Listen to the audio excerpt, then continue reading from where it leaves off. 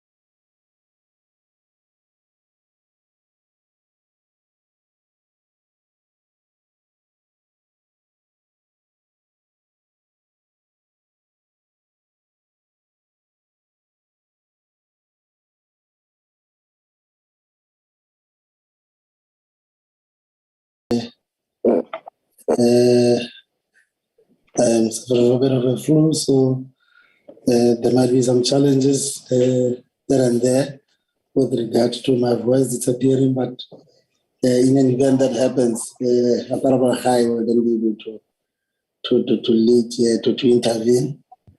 Indeed, today's meeting is geared towards recording in progress. A briefing from PRASA, and particularly in terms of its activities of the previous financial year. We are looking forward to have a fruitful discussion.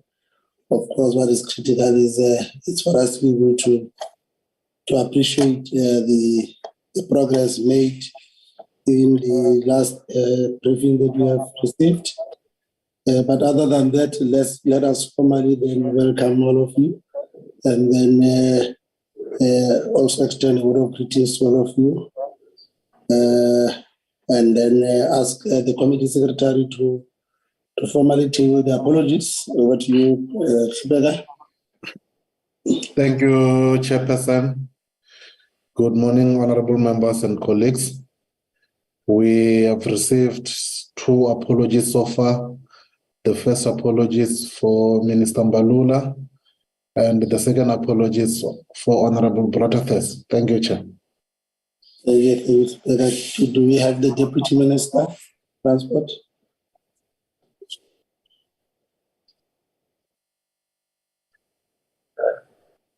May I ask the Deputy Minister? Colleagues from the department?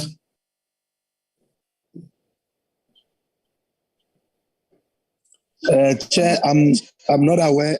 I'll request Tandi from the ministry to update the committee if she has any information. Thanks. Thank you, Mr. Mukapia. Tandi?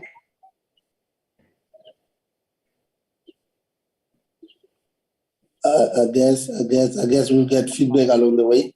As then, without any waste of time, I give over to the leadership of the board to give opening remarks. I believe we did get an indication in terms of their presence. Over to you.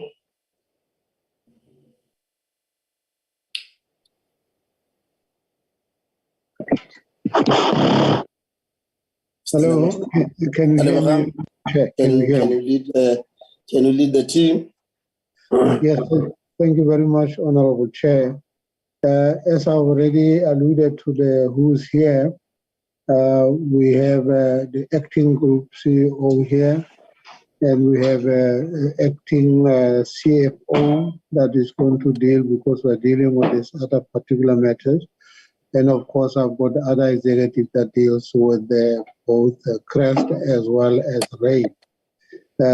Honorable Chair, just to quickly do a introduction that we are here today to account on the outcomes of the 2022 outcome. So the issues that we are going to be dealing with are the one where mostly, and I need to say this right up front, that AG has done the audit, and that audit has not been a pleasing one when it comes to the board, particularly on the disclaimer.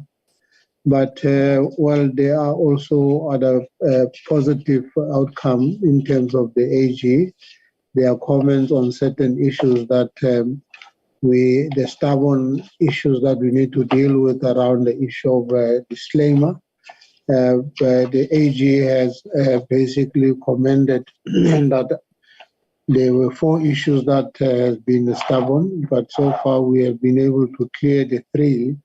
The only outstanding one is the asset, which is the one that has taken up us back to the disclaimer that we have. So I think that we set ourselves goals that we don't have to come back here to the select portfolio committee to talk about a disclaimer. Yes, about qualification, we can accommodate that, but we are working flat out so that by the time we get to the next audit, the issue about the asset and the authentication of the asset, as the AG wants to be done, that is done, so that at least we can look at a 2-year outlook in terms of the qualified and the clean audit in the year thereafter. So, Chair, we want to just say that upfront that we are working with what we've inherited. So far, we have now been escalating the issue about capacity, which has been the one thing that has been albatross to PRASA. The capacity positions that are full-time, not acting. So we have asked the acting group CEO as well to accelerate the appointment of a permanent people in the position with skills, requisite skills.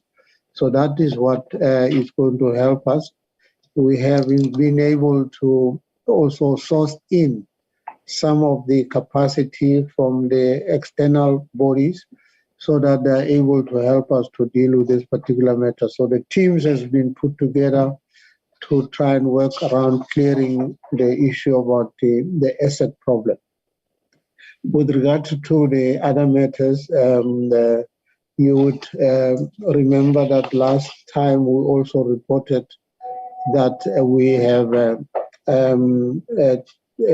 28 billion that we have inherited as part of the irregular expenditure, and that we have managed so far to submit to National Treasury what has been checked and what has been followed in terms of the National Treasury's rules about basically condonation.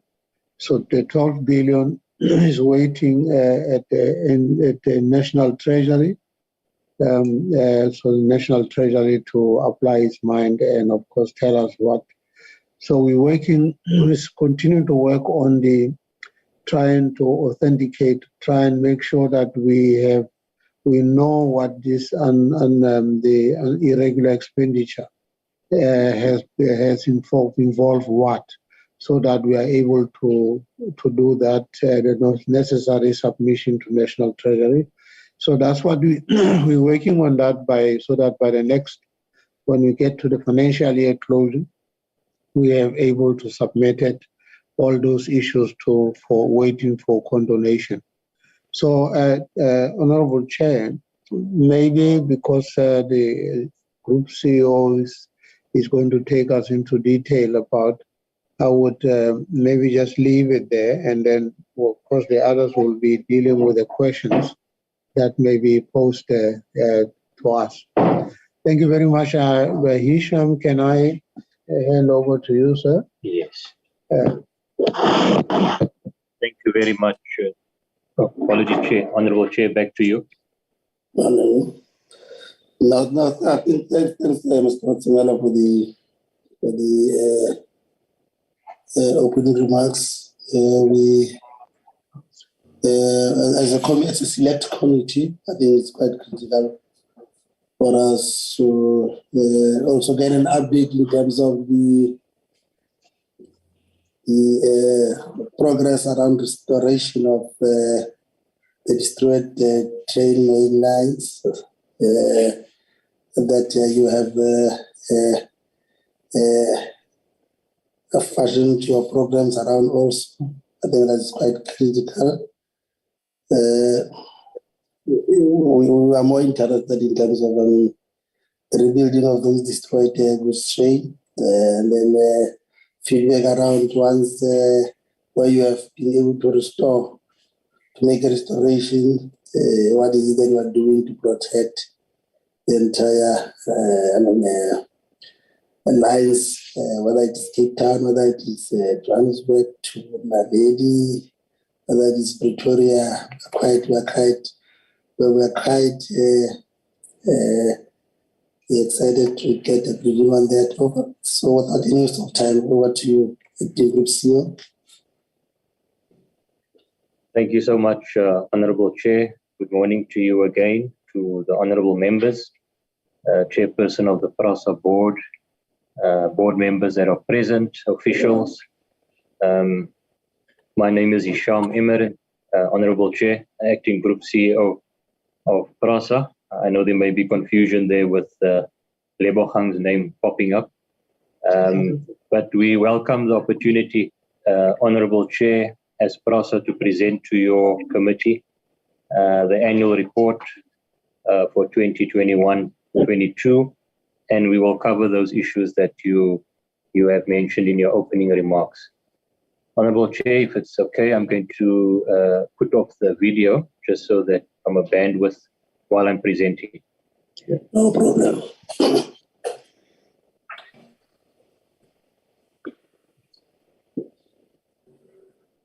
Okay, I just want to make sure the presentation is moving.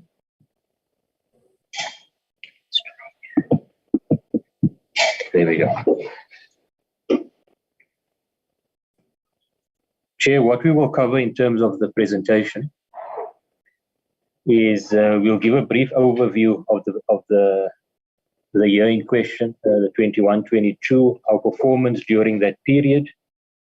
We'll also touch briefly on the performance as per our predetermined objectives, as well as post that period, post the end of March 2022, what we have achieved and the progress we are making through to current day, if I can put it that way. And then we will touch on the audit outcomes as well as some of the improvement we have undertaken in terms of the internal controls on our side. If we look at the year in question, and I think the chairperson of the board spoke to these matters in terms of there were certainly challenges. Some of the performance we were not entirely happy with, but I think the important message there is that we're on a steady path to recovery. There is progress that is happening, particularly around bringing stability and addressing those irregularities within PRASA.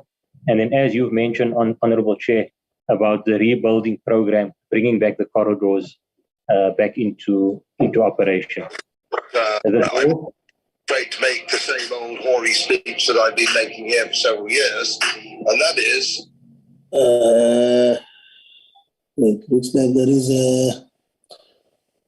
an inconvenience somewhere. Are you okay? Acting Group CEO? I'm okay, Chair. I'm okay to continue. The board during this period has made significant strides. The chairperson has mentioned the condonation, the submission we've made to Treasury of 12 billion. We were sitting with the regular expenditure at that point in time in the region of 30 billion. Honorable Chair and members, of that 12 billion has now been submitted to National Treasury for condonation. And further to that, there's a further 13 billion that's sitting now in the determination test. So there is a active progress around dealing with this irregular expenditure. 81% of that 30 billion is now being given attention, and the balances will follow there soon after. As well, in terms of investigations we have done through the SIU, where there were 44 employees that were found through this process, and of that 44, 11 had already resigned by the time the findings had come out. But the 33 remaining, we've instituted disciplinary processes around that.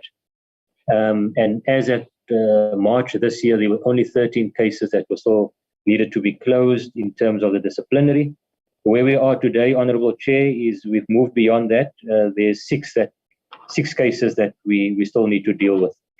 And from that process, the disciplinary process, what I can indicate is that 27 has been completed.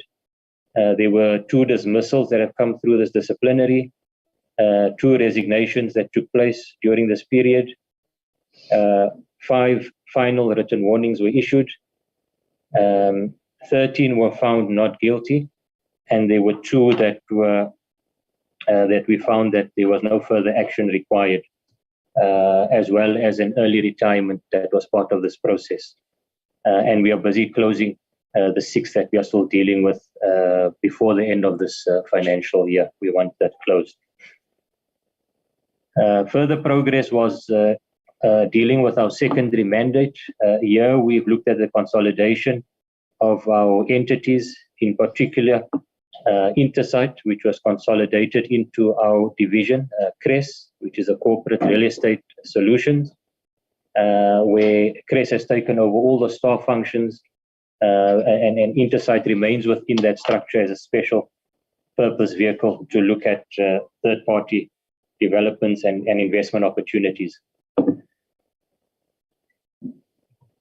If we move to the next slide, Honourable Chair, dealing with the corridor recovery, what we've achieved up until March 2022, there were 5 corridors that were recovered during this period: the Pretoria to Mabopane corridor, Pretoria to Salisbury, and then in the Western Cape with the Cape Town to Simonstown and the Cape Town to Retreat. Now, all of those 4 corridors we've launched with, and we are operating our new train fleet. That's the blue and grey train fleet. I'm sure the honourable members have seen it. If you look at the graphic to the top left, that's the new trains, the blue and grey, which have been launched on these corridors. And then also during this period was the Cape Town to Bellville via Goodwood. And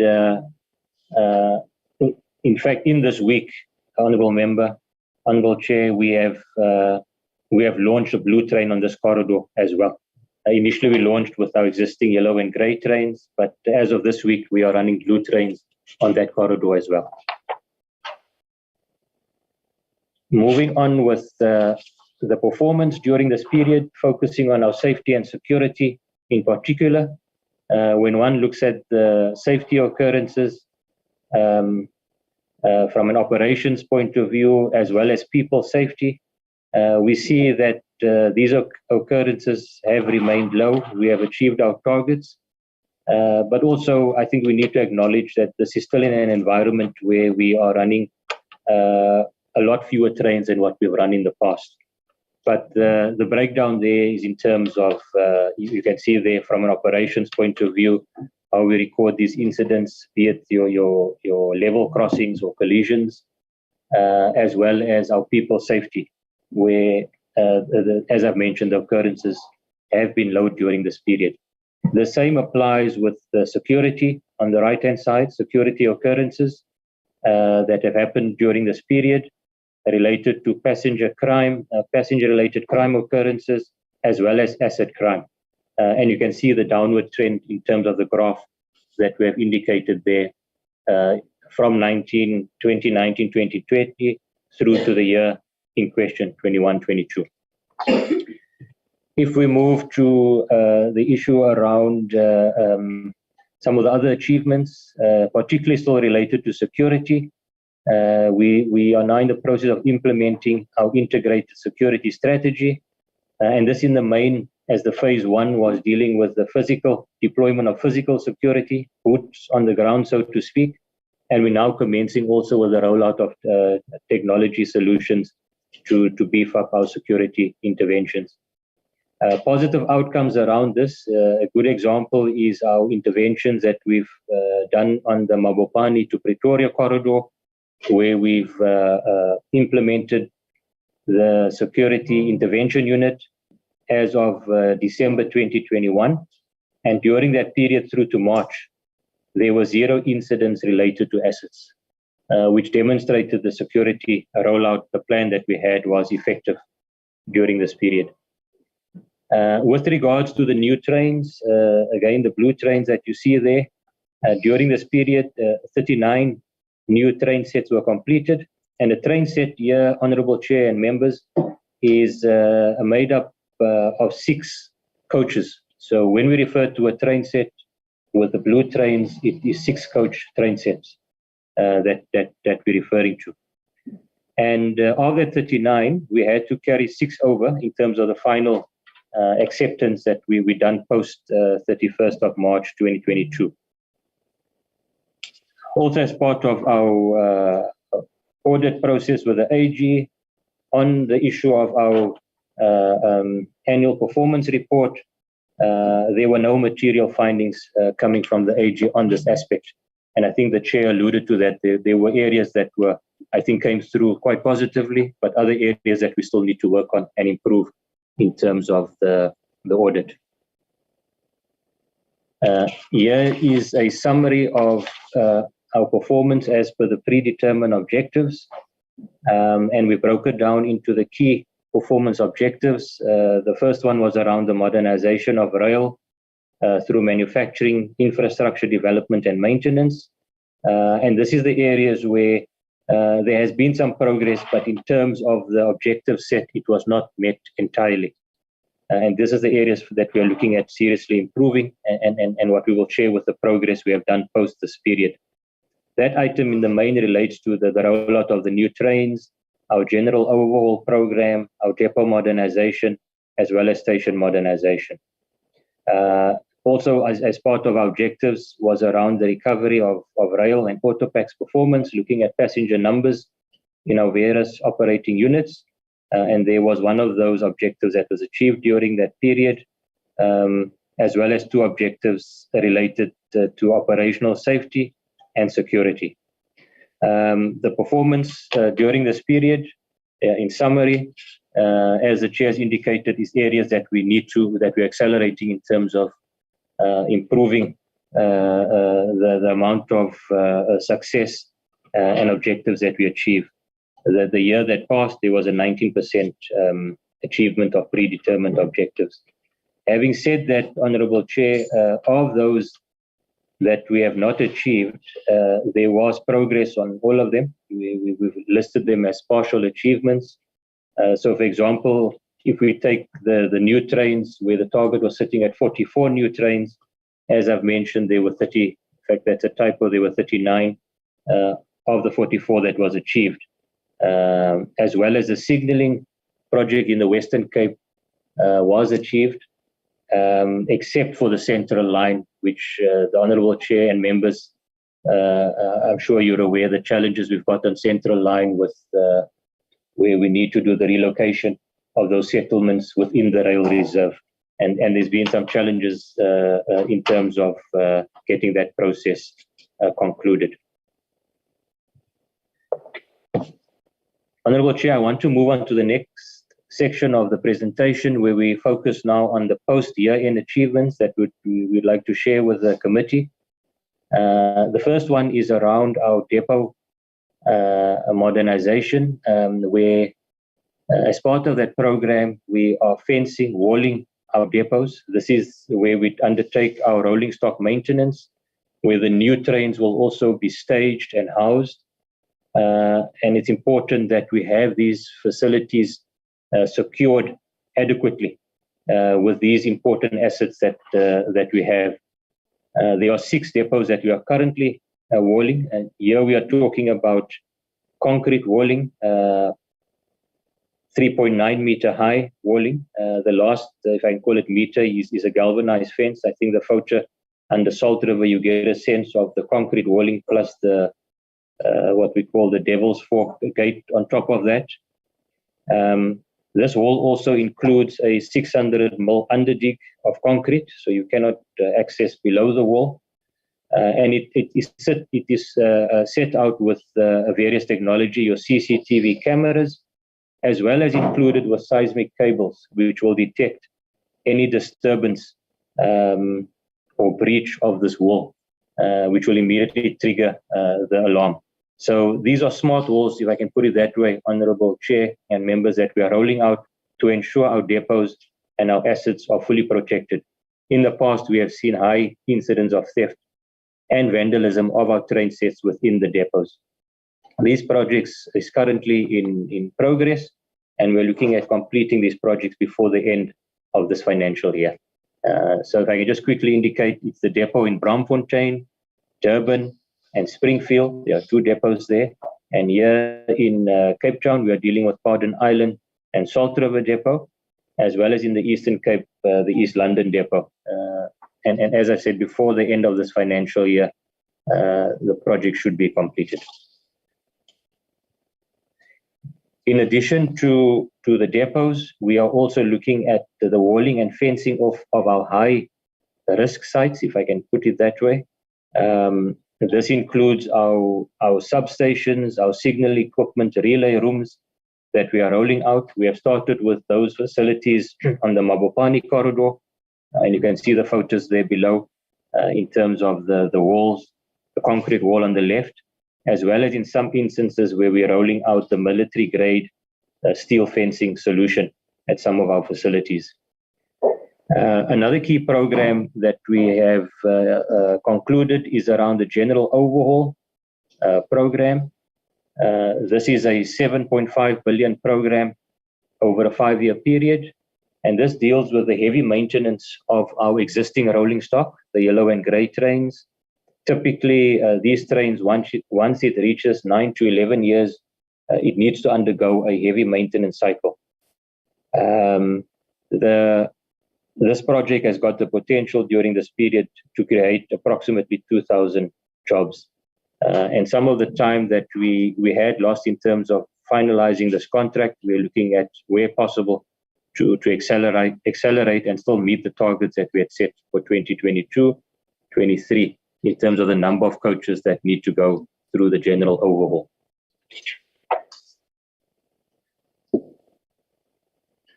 And the post-year-end achievements, also in KZN in particular, where we experienced the devastating floods in April, where our entire network was impacted. After the floods, we were not able to run any rail services in KZN. There was quite a bit of recovery work that needed to be done, as well as reconstruction and rebuilding of the network. And you can see from the photographs that we had serious wash away of the track, embankment failure as well in many instances, particularly in the south of KZN. Our network was badly compromised, but we have recovered significantly since the floods in April. And we've sent, in the short term, we sent some diesel locomotives from Gauteng down to KZN to ensure that we could resume some of these services. particularly the KwaMashu to Durban, as well as the Tonga, the North Coast Corridor, Tonga to Durban. We have already resumed diesel operations in June of this year. And then with the rebuild of the network, we've managed to open the section from Durban to Umlazi, but not the full section. We are able now, as of last week, we are running up to KwaManyandu as an electric service on that corridor. And works are continuing to get the service through to Umlazi, as well as resuming with an electrical service on the KwaMashu line as well. So some of that work is continuing as we speak. The teams are on the ground recovering some of these corridors. We've also managed to resume services on the Cato Ridge line to Durban earlier this month as well. Moving to Cape Town, Western Cape, some of the achievements post March 2022. In July, we commenced with trial services between Langa and Pinelands, as well as Cape Town to Bellville via the Sarepta line. That's the line that runs past the universities, UWC, as well as the Cape University of Technology. That's the line that we've also in August officially started running those services. This formed part of the Central Line rehabilitation program, recovery program, and key for us to open the future phases of the Central Line is dealing with the relocation of those settlements within our rail reserve. And during this period, there was an implementation protocol that was concluded in March by the several government at several government levels, being the Department of Transport, Human Settlements, Public Works, at a national, provincial level, as well as city level, and where with the appointment of HDA to implement and spearhead the relocation process. In September earlier this year, we also had the signing of the social compact with the affected communities to ensure that the relocation process proceeds, to ensure that we can reopen the Central Line from a rail point of view. I'm sure the Honourable Chair and members have picked up there are some challenges now with this that we are dealing with in terms of the relocation of these settlements, but it's also being driven at the highest level, a political level as well, between the various ministries and departments that I have mentioned. Moving on to some of the electrical infrastructure that we have recovered in Gauteng. And here, Honourable Chair, members, this speaks directly to the theft and vandalism that on many corridors have left these corridors quite badly devastated in terms of our infrastructure. Most of our corridors in Gauteng, we were not able to run an electrical service because of our overhead traction equipment, our substations that have been totally vandalized and stripped. And this is just some photographic, I think, evidence here of the works that we've undertaken, indicating our various substations, Dubai substation, the Naledi in the south, and then also dealing with in the north, your Kuduspoort, as well as your Pinedene and Oakmore substations that we have completely rebuilt. We've had to also place new transformers within these substations with the latest technology. And then the bottom photograph on the right, on all our lines, we have also replaced our overhead traction equipment, our OHTE lines. That's the Pienaarsport line that we have done. And basically, this is what we have rolled out on all of the corridors that we have recovered within this year to bring back an electric train service. Speaking of the Pienaarsport line, we launched and we resumed services on this corridor on the 3rd of October. Those photographs indicate the official opening of this corridor, where we were able to run a full commercial service at the speed of 60 kilometers an hour. I think there's ongoing work with these speeds will be increased to 90 kilometers an hour. But the service have resumed. The passenger numbers have been increasing quite rapidly on that corridor since we have launched that service. In addition to the Pienaarspruit corridor, we also have been given the authorization by the Railway Safety Regulator to operate on the De Wilt to Pretoria line as a commercial service, but also very importantly, that line, the De Wilt line, is where we also test our new trains at 120 kilometers an hour. That's part of the testing we do before we take final acceptance of our new trains to make sure it can run at that speed safely before we take acceptance. Some further achievements dealing with our secondary mandate. This is just to indicate one of the developments here in Cape Town, at Cape Town Station. I'm sure the members have seen the construction that is happening at Cape Town Station. It's a co-investment commercial development that we have undertaken. It includes student accommodation, which will have 3,000 beds, as well as retail space, 7,000 square meters of retail space that we're looking at. We are looking at realizing revenue from this investment from January 2024. Some of the key milestones we are looking at by the end of 2023, roughly we will have the retail up and running, and then early 2024, the student accommodation should be ready as part of this development. There's quite a bit of work happening on a number of our stations. This relates to the Western Cape, particularly at our Eysterplaat, Bontehevel and Laverstown, also badly impacted by the theft, vandalism, destruction of our stations, and the refurbishment, rebuild of the buildings at our stations as well as our platforms is well underway, as you can see from the photographs that we have indicated there. These are some of the stations in Gauteng that we are dealing with, and I think just to highlight here, as part of this process of rehabilitating some of the stations and the buildings, we're also looking at alternative building technology, particularly at our halt stations, where we are looking at bringing in these modified containers at our stations to be able to receive our passengers, customers at the station. This is an example that we are rolling out at Grosvenor station on the Naledi line, where we're using the alternative building technology with these containers.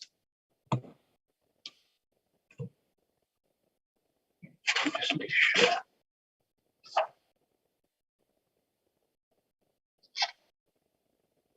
Yeah. I think I've just jumped a few slides. If we look at just from some of the key things during this period, 21-22, there has been stability at a board level, which is critical to ensure that we do have that progress, that stability enables the momentum to be continued in terms of progress. But unfortunately, during this period as well, I think it's been well, and the chair covered this in terms of the instability in key management positions, but that there's a process now underway to look at accelerating some of the key appointments where we have these vacancies to be concluded before the end of this financial year. I've indicated in the previous slides around the rebuild program that is underway, and progress has been achieved throughout the country with corridors coming back. I'm sure the Honourable Chair and members, you've also picked up within this week where we've launched the Naledi line in Soweto. It's been running since Monday, and we're looking at having the official launch of this corridor next week. With this rebuild program that's underway, we're dealing with the issue around capacity to ensure that we can roll out our capital program and execute it effectively. there's various initiatives that we are looking at, including getting in the resource and taking the EPCM approach. This is engineering, procurement, and contract management, where we get that skills within PRASA to assist on those various key skills, as well as the various phases of these projects. If we move to the next slide in terms of just the financial, I just want to make sure I've not missed a slide. Yeah, I did miss a slide, apologies.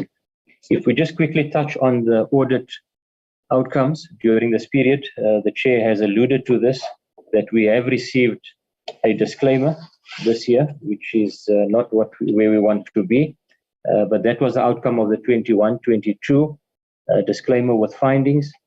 And the AG highlighted the key or the root causes informing the disclaimer. The chair highlighted some of the progress that we have made, but if I can just quickly touch on these root causes that have come through. One was around not having a comprehensive turnaround plan that will address all the audit outcomes and performance shortfalls.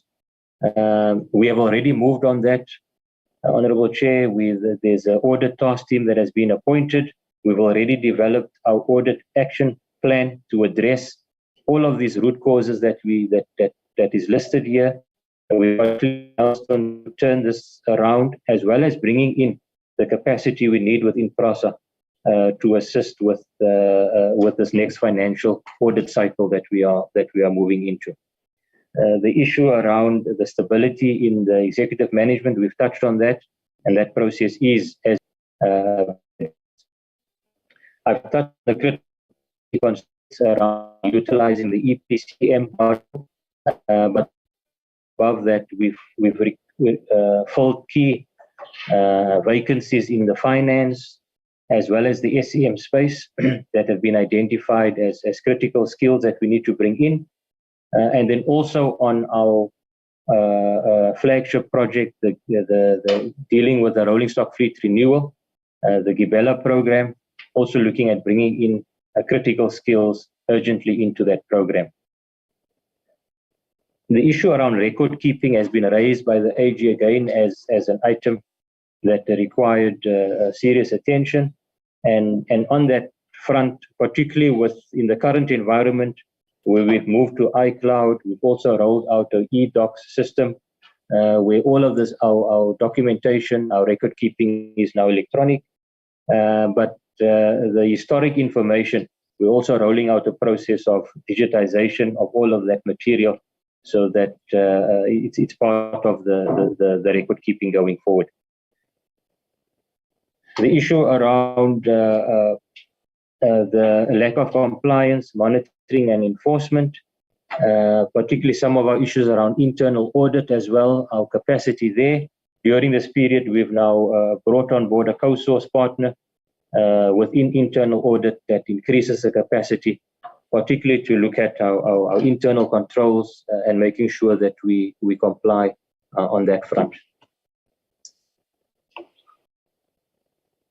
The financial performance, just some key points there to highlight.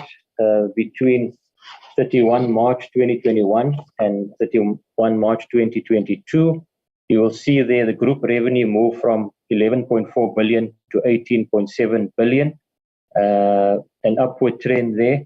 Our expenditure during this period, we see a positive in terms of having reduced expenditure to 12.8 billion from 14.5 billion.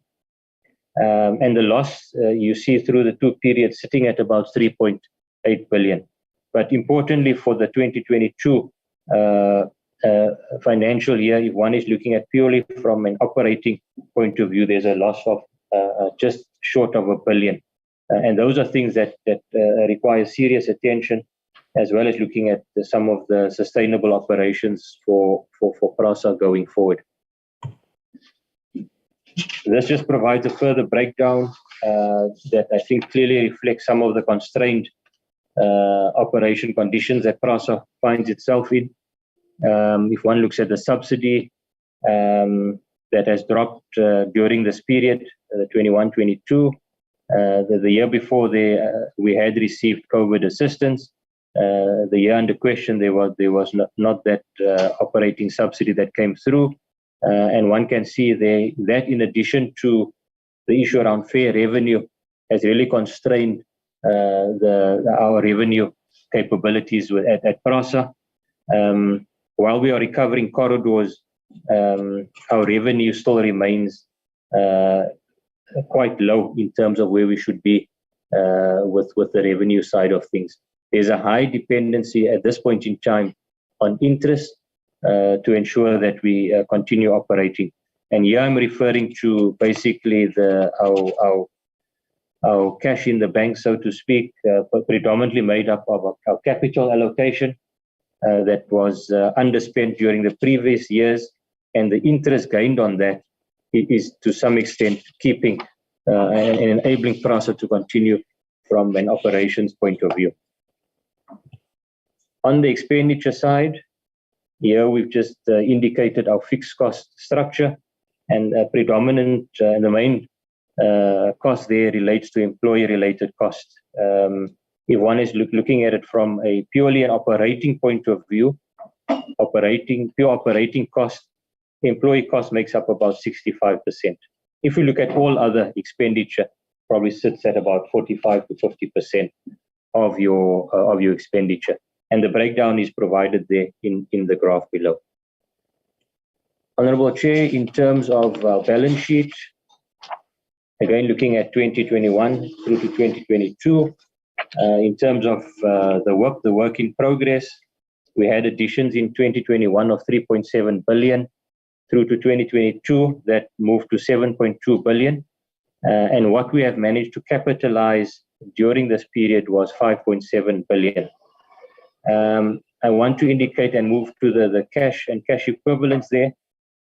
During 2022, 24.6 billion, that is within the PRASA account, predominantly made up of CapEx. As I've indicated, there's about 12 billion that is there in terms of the rolling stock fleet renewal program, and a further 4 billion that deals with our signaling program.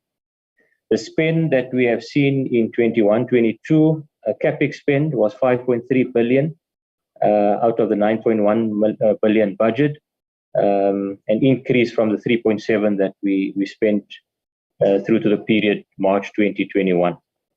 And if one is looking at our investment property, the value of that portfolio, it is sitting at 4.4 billion. Just the last slide, Chair, before we close, deals with our improvement, our internal controls and processes.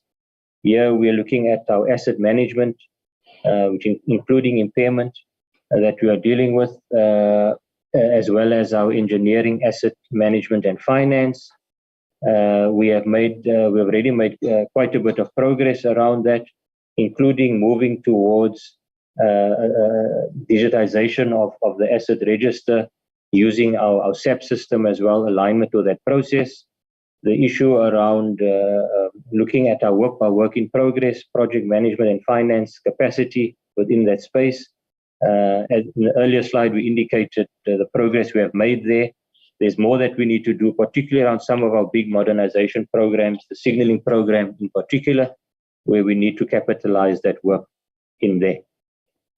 Group policies and standard processes, where we have, through the board, ensured that the various policies have been approved, more recently around our SCM policy, as well as our standard operating procedures that we've also developed during this period. Chair, I will just then conclude on that we have the issue around consequence management. We've indicated earlier around the SIU process that we are dealing with. There are other disciplinaries also over and above the SIU that are underway at PRASA, and there's a commitment to ensure that these processes are dealt with in the shortest space of time, but that it is conducted in a fair way that will lead to an outcome. So those things, in addition to the SIU, are things that through the board also been given serious attention in terms of consequence management. Chair, that brings me to the end of the presentation. Thank you. Thank you, CEO, for that presentation. Any word from the chair of the board?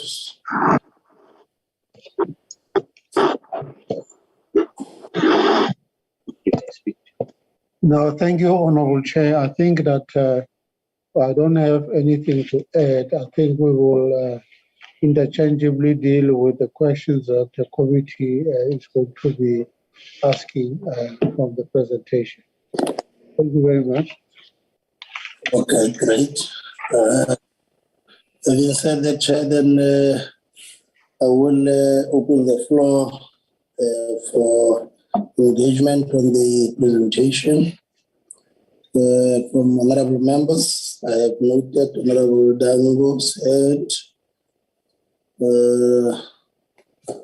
let's check whether there are any other hands that honorable members would want to engage. Honorable Dango, voice yours. Thank you very much, Chairperson. Chairperson, just an inquiry. When do you think progress is going to happen on the Kliptown, Tunisia, Orange Farm line, so that line can link up to the Park Station in Johannesburg? Thank you very much. Thank you, Honorable Dango, on that question. Honorable Khai, voice yours. Yeah, no, thank you very much, Honorable Chair.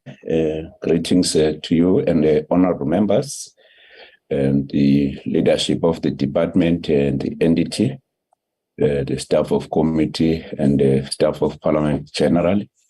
I have a challenge, Chair, with the network, so I'm not opening my camera. No, it's understood, Chair. There's villages and challenges of connectivity.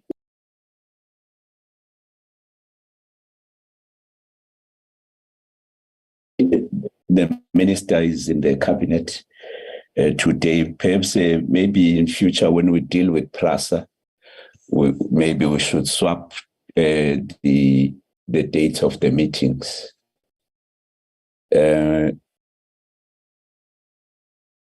The problem report for mail. So there's something that just popped up on my screen. It's a mail quit unexpectedly. I don't know. Just ignore it. Chair, I suggest that in future, maybe when we deal with PRASA, so that the minister is also available, that maybe we can swap the days of the two committees, that when we meet with PRASA, we meet on Tuesday, so that the minister is also available. Because there are a lot of challenges in PRASA, Chair, that will need the attention of the minister and also assurance from the minister that these challenges are being addressed. I mean, for an entity to achieve 19% of its predetermined objectives, I mean, it's a failure, it's a total failure. And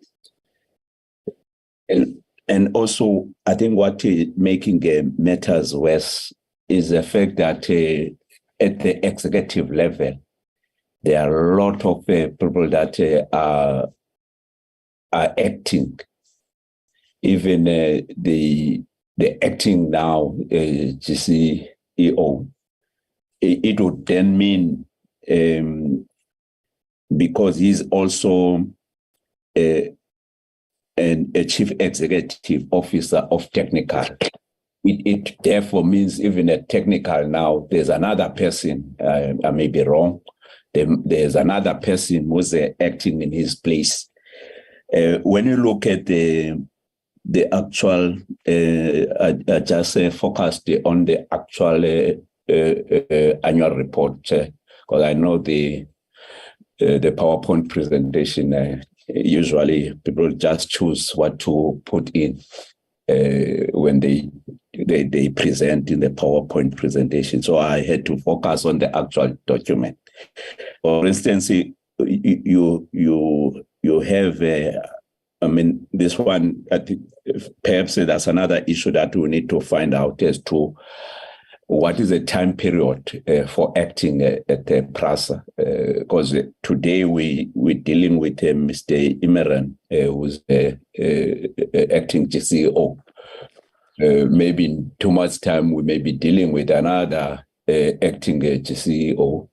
Because the last time when we met, the acting Group Chief Executive Officer was Mr. Mpelo.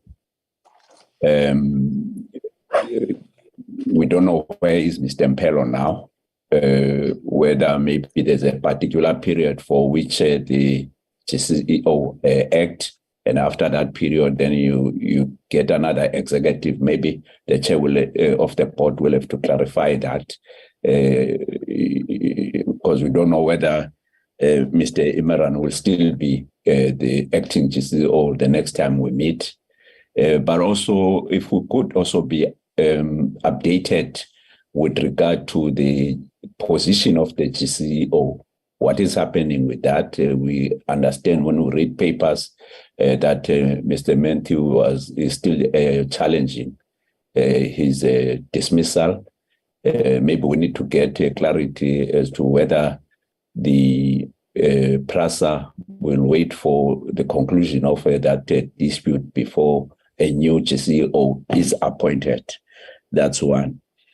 Where there's an acting position for the Chief Financial Officer, the Chief Information Officer, there's the acting Executive Human Capital Management, there's acting Group Executive for Legal, there's acting Chief Audit Executive, there's a acting Chief Executive Officer for Rail Division, there's acting Chief Executive Officer for Corporate Real Estate Solutions, but also there's no Recording in progress.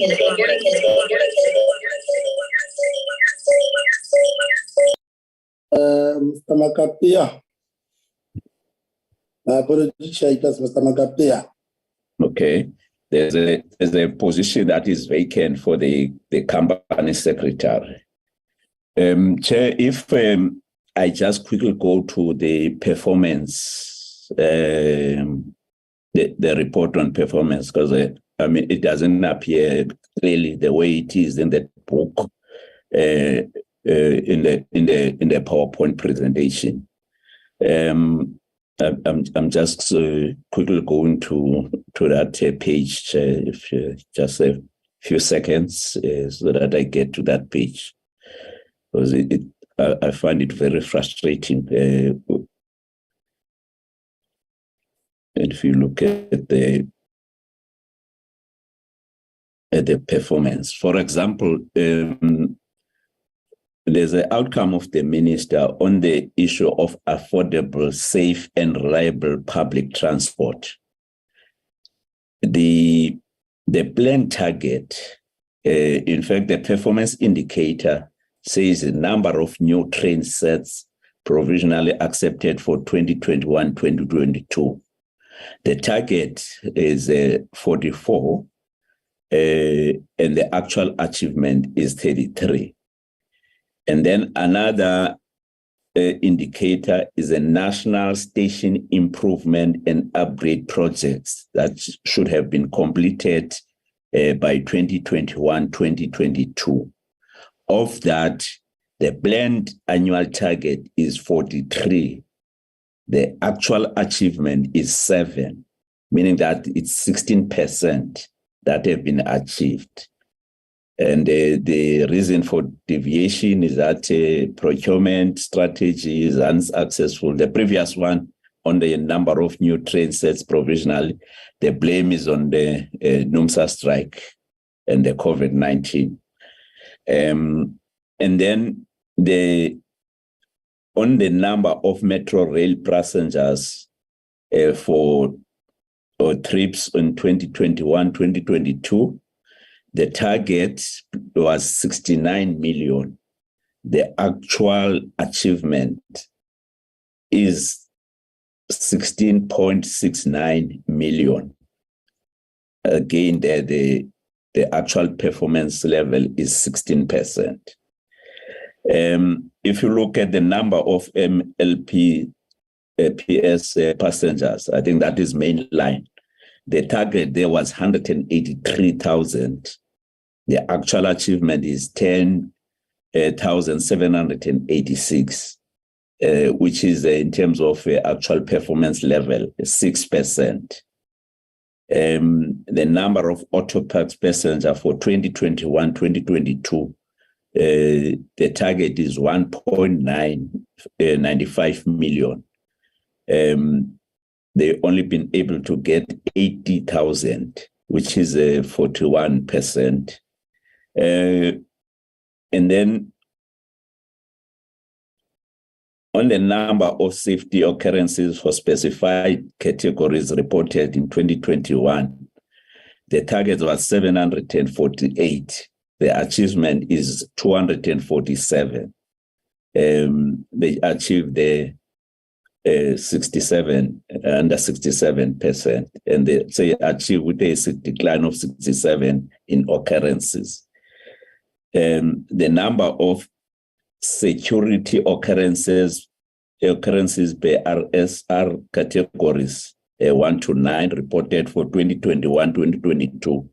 The target is 4,258, and the achievement is 1,705. A decline of the variance against target is 60%. So achieved with a decline of 60% in occurrences. If you continue, Chair, on the number of Gauteng interlockings commissioned for 2021-2022, the planned annual target was 26, and the actual achievement is 15. So the variance against the target is minus 42%. And on the number of Western Cape interlockings commissioned for 2021, 16 planned annual targets, 5 actual achievement. The EMU capacity deposit completed for 2021-2022 is 186, achieved 0. The depot fencing for depot and yards completed in 2021-2022, 7 sites. The achievement is 0. So those are the things, Chair, that I think we need to meet with the minister on these issues. For example, last time we met, there was a report about the refurbishment of coaches. In that report, they even were informing us that there were new entrants that were participating in that refurbishment program.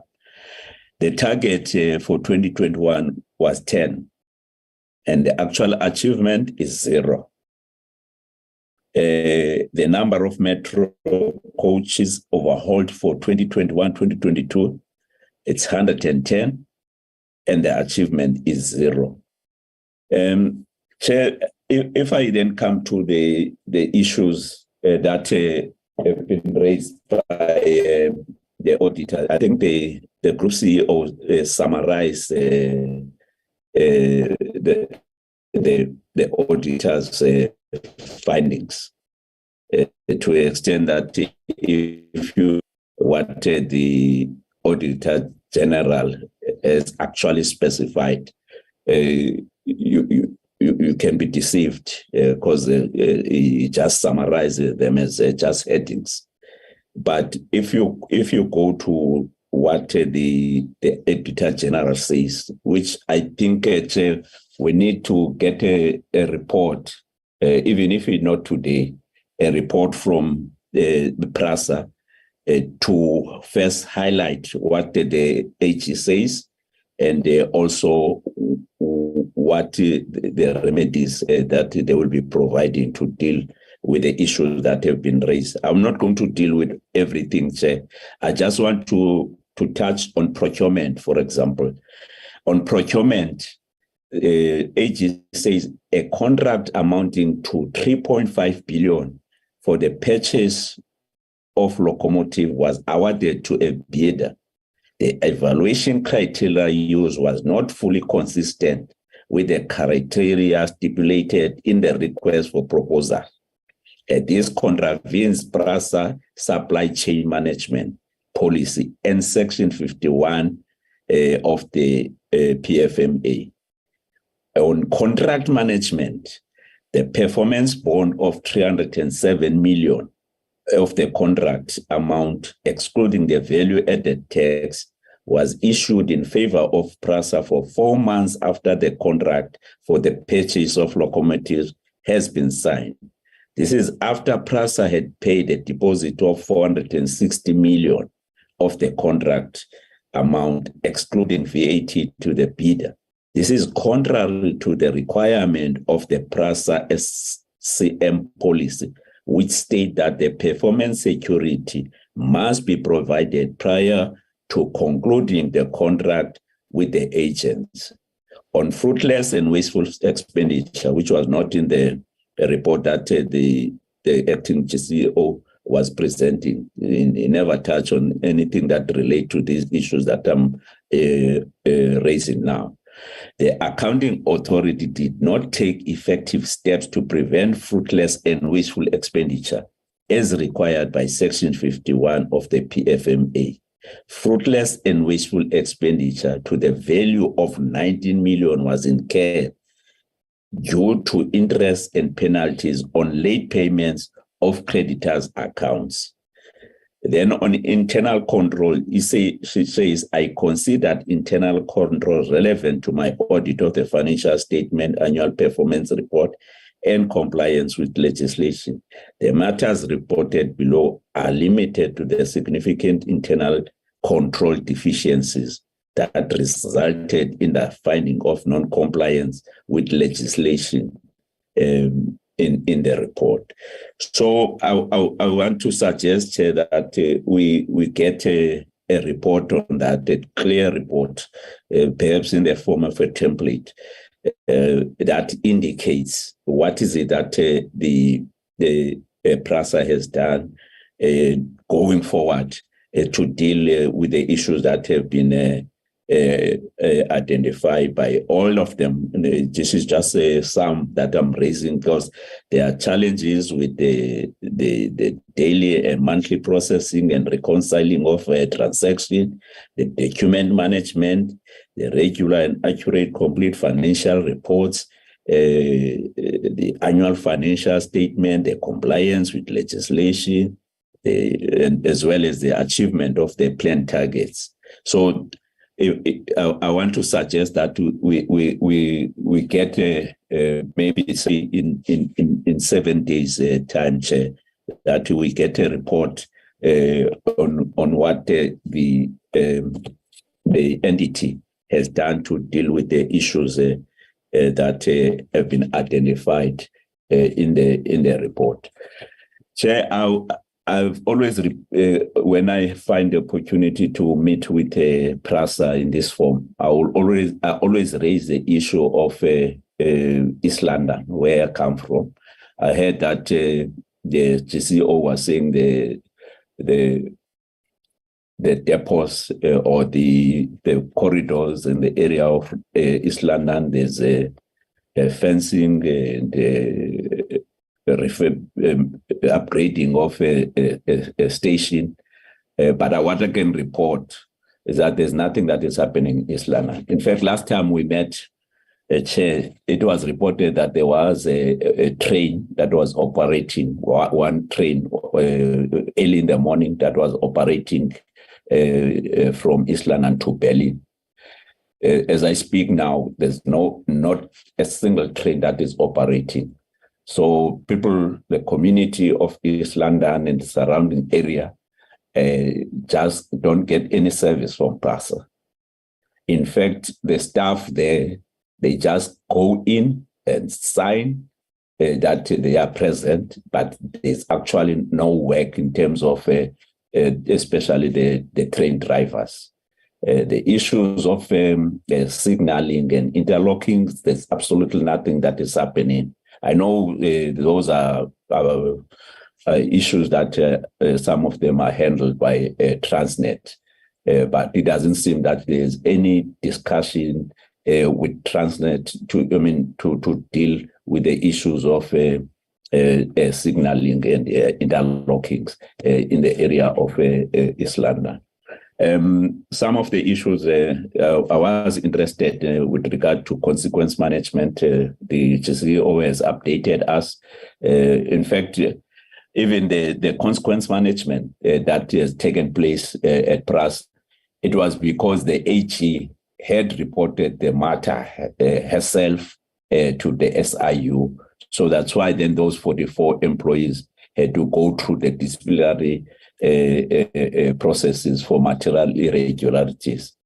Otherwise, if AG did not report, perhaps we would not have. I hear what the GCO that they not only now depending on the SIU report, but themselves are following up with regard to consequence management.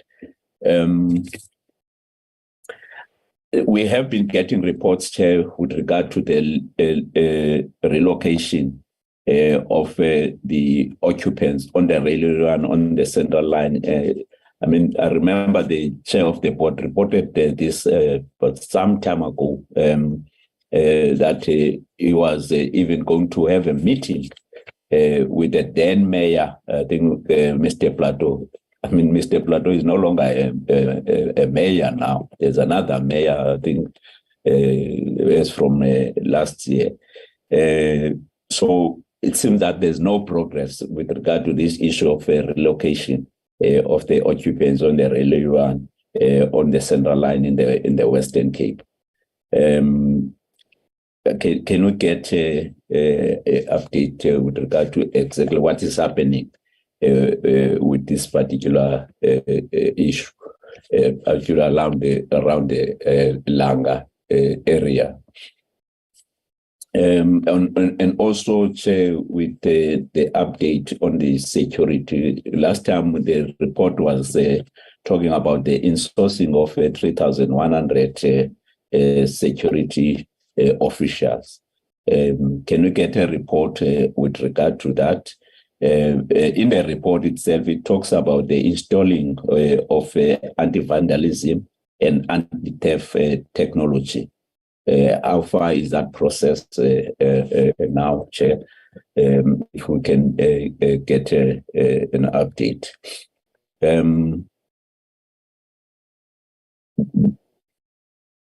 There was an indication that 44 EMU trains were to be purchased, and in the report it talks about that we have accepted 33 of the EMU's trains.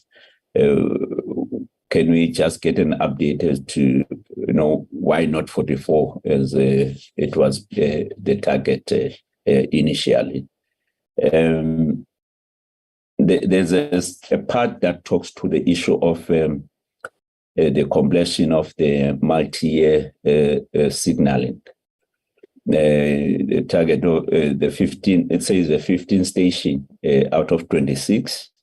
Out of that, 15, 9 are PRASA and the 6 are TFR. But then the 4 had to be cancelled as part of the project. Can we get the indication as to why? And but also there's a part that says that the TFR or Transnet didn't want did not accept the PRASA re-signaling interlocking in one of the stations. What is the reason for that? On Autopex, Chair, there's a business plan that was developed, but it is indicated in the report that the shareholders has not come up with resources to resource the business plan. Can we get what are the reasons? And I know the department is here. Maybe they can also assist in terms of reporting as to why they not support, because now in the report it says that process of auto parks is under business rescue plan.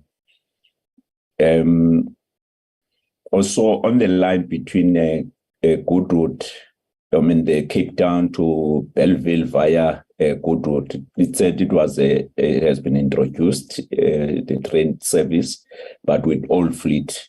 Why not the EMU trains instead using the old fleet for that line?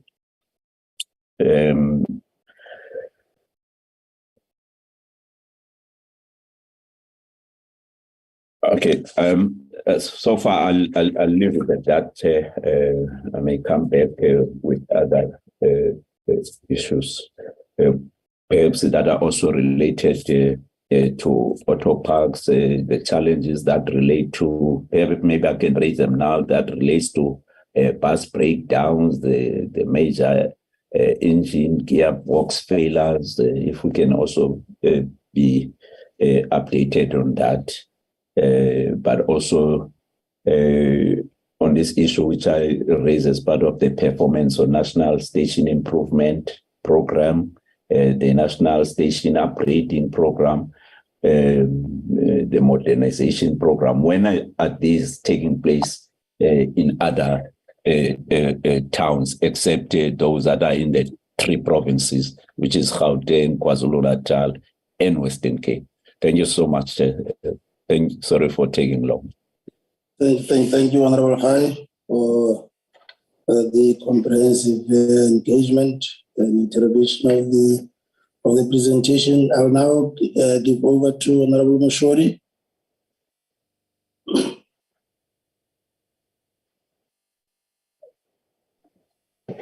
Thank you very much, Honorable Chairperson, and good morning, Honorable Chairperson. Let me also greet the Department of Transport. Honorable Chairperson, to talk after Honorable Khai is a problem, because he asked all our questions, but nevertheless, Honorable Chairperson, my first question was based on the issue of the vacancy that was raised by Honorable Khai, but I want to add on the issue of the termination of the contract of Mr. Methu, which is currently before the court. I just want to check, have the court concluded the matter? If not, how are you hoping to appoint a new CEO? The second question, Honorable Chairperson, early this year in March, Minister Mbalula, in his presentation to SCOPA, revealed that the Passenger Rail Agency of South Africa, PRASA, uncovered 3,000 ghost workers in the system who were receiving full salary. This means that there was a systematic corruption within human resource. So my question is, Honorable Chairperson, are there any investigation to prove those who are responsible? If not, why? If so, can you appraise the committee on the progress to date?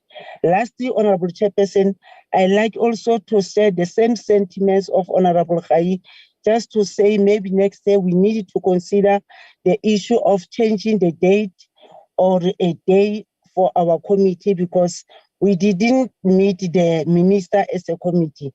And most of the questions that we want to raise in this committee, we want to talk to the political head, because there's a lot of problems Department of Transport, more especially on PRASA, Honorable Chairperson. Other issue, I think, and Honorable Khai managed to raise it. Thank you very much, Honorable Chairperson. Thank you. Thank you, Honorable Mashori, for the input raised on the presentation. I'm just trying to check whether are there any further hands from honorable members. I see that Honorable Plenty has network challenges, so I think let's leave him at that. Just probably one from my side, because I think members were able to cover lots of ground in terms of the areas. Of course, I suspect it might be linked to the issue raised by Honorable High with regard to the capacity, full-time capacity at an executive level. But maybe just to get a sense from the chair and the team, what is it? What are the plans that are in place to deal with the underspending?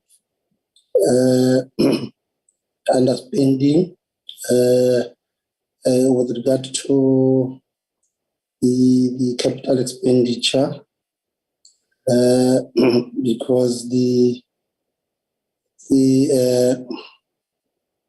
terms of the capital budget, your corporate plan for 2022, 2021, 22, it's 18.4 billion, and expenditure, as it is indicated, is around 35%. Of course, with regard to CRES, the GCO was able to also make a reflection in terms of that. Of course, maybe just for the chair and the team to take us into confidence, this underspending, is it linked, in addition to the absence of full-time capacity, is it also linked to the litigation around preferential procurement policy that the National Treasury was involved in? And then two, I suspect also the matter of that was raised with regard to the litigation, not only just in terms of Mr. Ethos, but also I think that Africa one. I know that on two occasions we had an engagement with the team, and that was the 26th of June, and also the 8th of September, where we had the audience for PRASA, and these matters were raised. You remember that in terms of the issues that were raised, it was mainly around the update that we have received. It was around the modernization program. It was around the rehabilitation of the rail. It was around the central line. It was around the modernization and other related issues. So I guess what would be critical is appreciating the fact that the ed team could also have a direct impact, because I know at the beginning of our term, we received a turnaround strategy from PRASA to confront challenges that were raised. And consistently we have been keeping track in terms of the turnaround strategy. But we all know that definitely there were some core challenges. The decision of the minister was taken aside by a court. You had to reconstitute the board. and as C was appointed, the group C was appointed. Again, this litigation. It will be important just to take us into confidence, because the AG also raises an issue around the turnaround strategy. Between the last turnaround strategy and the pronouncement by the AG, what comfort can the chair and the team give us to allay our fears that the turnaround strategy that has been alluded to will ultimately bear fruits, because it was presented to us, but there were some litigations. The AG again raises an issue around that. But other than that, we also take note of I came across a clip where around the opening of the Naledi, which happened on Monday, and obviously I think as we know progress with regard to that, but in addition to that, in addition to what has been presented to us, but I think what is key is give over to the chair and the team to engage with the issues that was raised by honorable members. Over to you, Chair.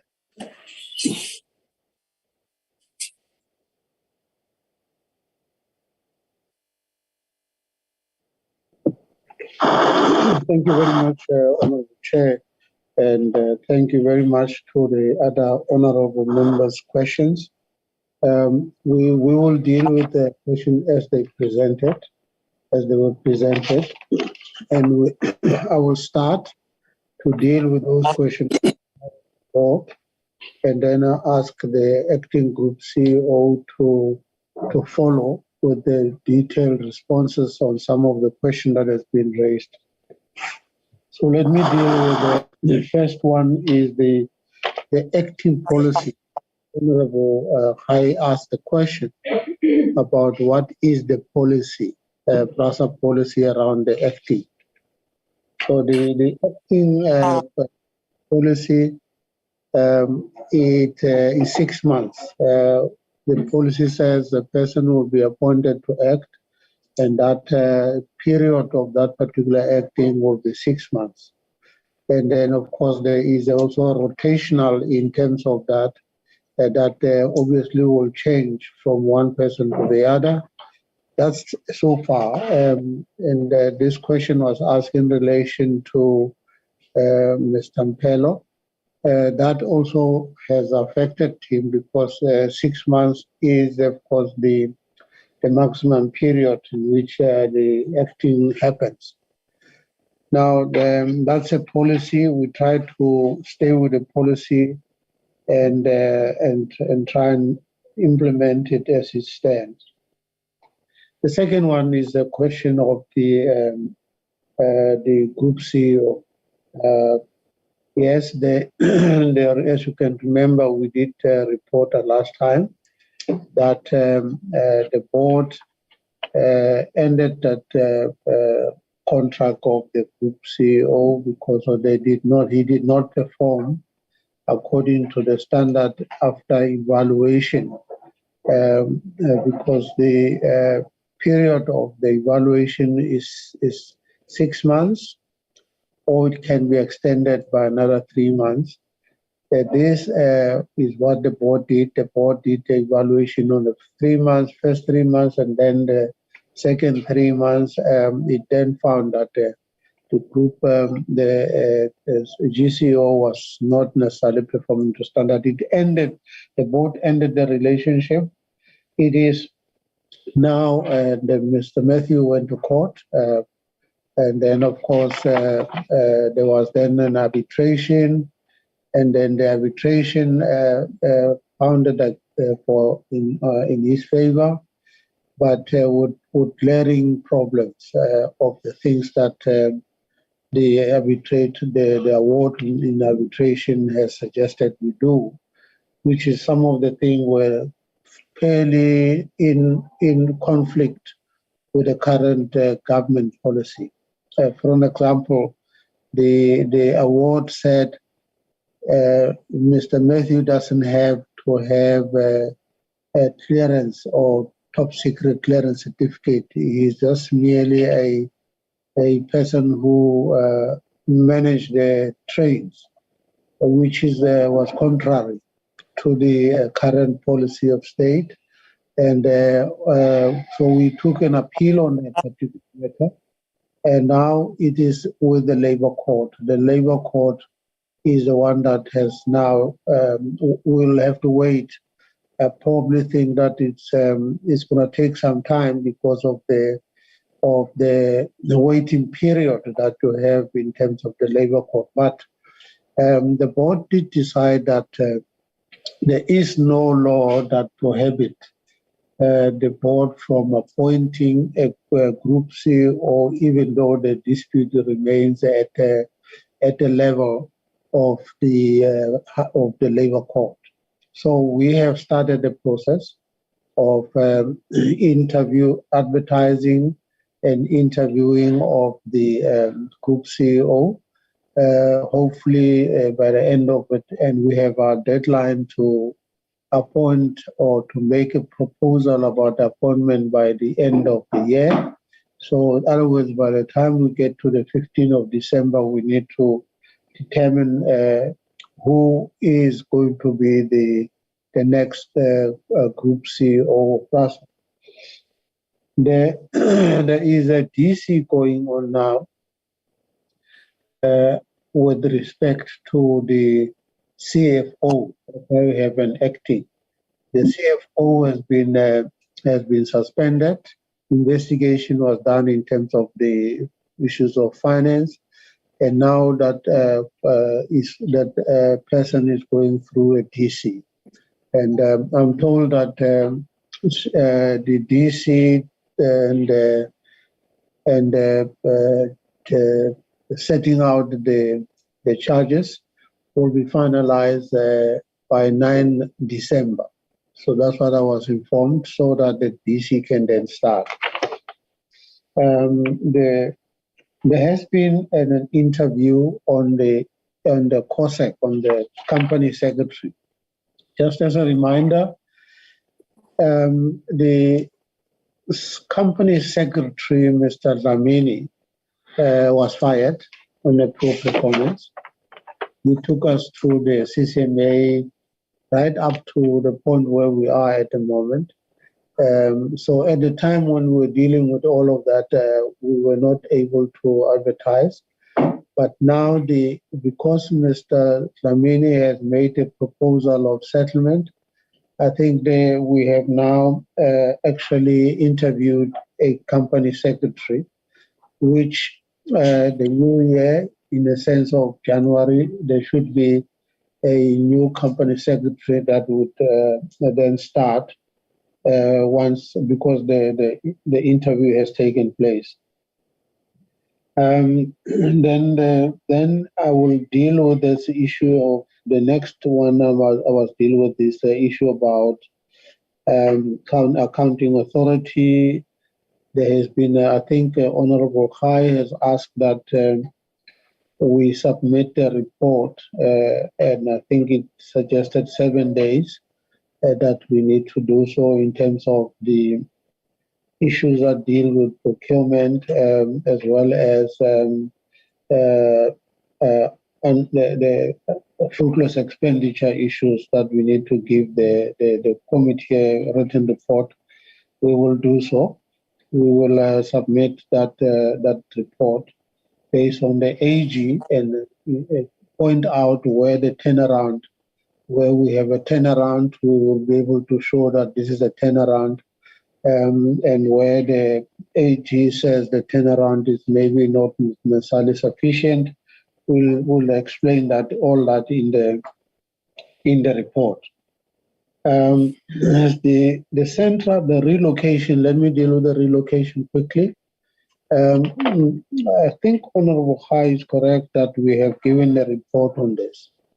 In terms of our time frame that we worked on, forgetting about the first two, but the last one was November 2022, where we had agreed that this is a time, in fact, the court order gave us until the November end of November 2022 to be able to relocate the people who are squatting on the rail line.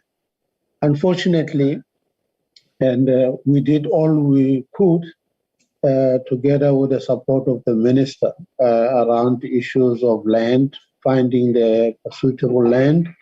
That was done, and the land was pointed out to the people there, and they're all happy with it. But the issue has been that the city of Cape Town must do certain things to unlock the issue of the location or relocation, including the issue in implementing or following the emergency regulations that is controlled by the city of Cape Town.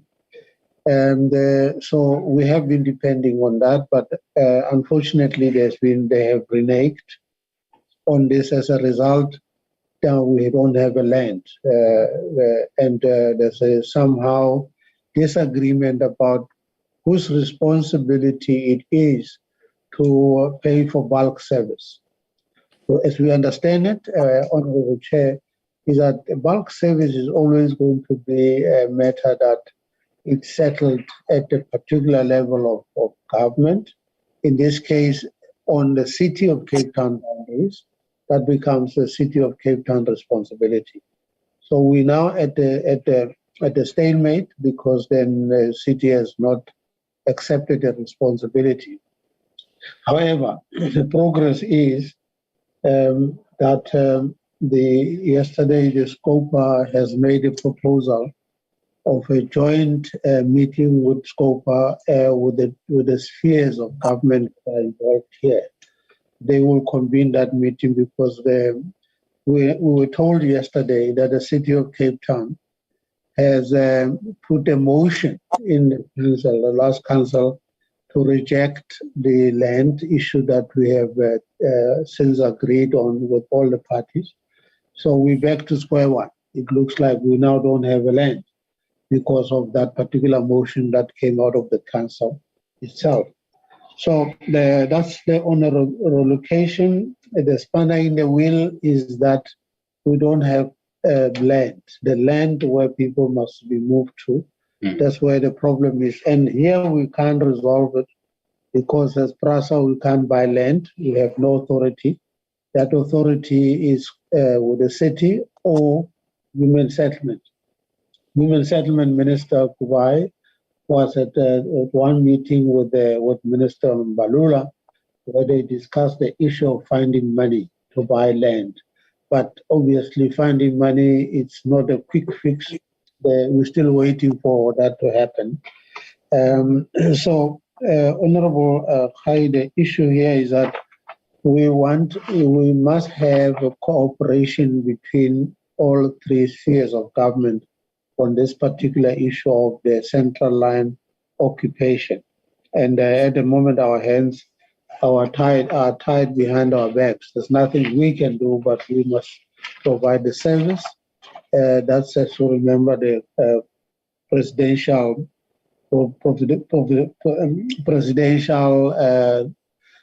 target and priority. But obviously, I'll leave this here. I think the other part I can just quickly deal with. I did, Honorable Shoy, explain that the case at Matthews matter is now at the Labour Court. We have submitted all our argument. We're waiting now, probably for another year, we'll wait for the Labour Court to decide on that particular matter. But we're going ahead with because we have also checked and find out that can we appoint, and it's very clear that we can. Nothing stops us from doing the appointment. The 3,000 ghost workers, I'll leave that to the acting group CEO to deal with. And then the issue about the auto packs. The auto packs, yes, it's true that there is a business rescue, and that business rescue at the moment, it requires, in fact, we have been talking about a person that can come on board who could become a partner that could then invest in the buses, because the issue about the buses now with the auto tax is condition of the buses and investment in the buses condition. That this is the person that we're still looking for. So, we have submitted all the plans to the DOT around the issue of how do we deal with this particular matter. I'll leave the consequence management to the acting group CEO, and I will leave the EMU to him as well. And then he will explain that some of the target were reduced during the problem that we all have of the COVID-19, and they were reduced from 44 to something like 30. That's why we end up here where we are. I think that I'll leave that to the security, and I'll leave that to acting group CEO. I can only confirm that there were 3,100 was insourced. They are at the moment deployed in various places, whether it's a station or corridor. They are all, that was fulfilled, the fulfillment of that promise was, that did in fact happen. Then I will stop here, and maybe before I stop, Honorable Khai, the issue about refurbishment, when that's why we have a zero, including a GO. Remember, we did not have a program, the general program or refurbishment. The board only approved the process in April 2022. So they couldn't have started the program implementation until we have now agreed in terms of the tender process. So that you will see the action now in earnest, because the companies were appointed after the process. I'll leave everything then that I did not talk about to the group, the acting group CEO. And I think also on the issue of the AU, we would ask the chairperson of the ARC committee, mandated to add certain things around even the concern of the AG, and of course the concern, but also at the same time, the AG has found that there has been a serious work to turn around and to change the situation around what the AG reported as the basically not compliant. Thank you very much, Honorable Chair. I give now over to the acting group CEO. Chair, before through you, Chair, before you hand over to the group acting group CEO, may I just add one or two things on what Chair has said in respect of Mr. Matthews, if the Chair allows me? Yeah, go ahead, Advocate. Yes, thank you. Thank you very much, Honorable Chair and Honorable Members. Perhaps we need to explain this emphatically to the committee in relation to the issue of Mr. Matthews, because I see it's been raised by a number of members. When Mr. Matthews was employed, like any ordinary employee at PRASA, there is a probation period. Mr. Matthews was performance assessed on 2 occasions by the chairperson of the board.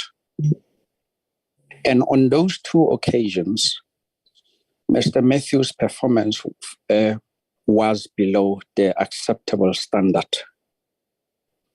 In the circumstances, it meant that the board was now had to go back to the policy to see what the policy says. The probation policy of PRASA says, in the event an employee who's on probation does not perform, PRASA cannot confirm his or her contract. That's what happened in respect of what Mr. Matthews, in respect of the issue of Mr. Matthews. Whilst the board was processing the issue of probation, we received a letter from the shareholder Minister of Transport. Minister of Transport intimated to the board that he has received a letter from the state security whereat Mr. Matthews' security was not confirmed. One of the conditions of confirmation of employment, in addition to probation, was that his employment was also conditional on him obtaining a positive security clearance from the state security. That process overtook the process of probation, in which case, armed now with the letter from the state securities denying Mr. Matthews security clearance, what the board then did, it took a resolution to terminate his employment relationship. We did that following receipt of legal opinion from senior counsel. Then the issue of arbitration ensued. Now, what then happens? The arbitrator found in favor of Mr. Matthews for reasons that the board cannot comprehend. On the basis that the arbitrator said Mr. Matthews had no duty to disclose to PRASA the issue of his citizenship and stuff like that, amongst others, which as a board, following again a legal opinion, we are of the view that the arbitrator did not properly apply his mind on that aspect. Then what then happened was the arbitrator directed that PRASA reinstate Mr. Matthews.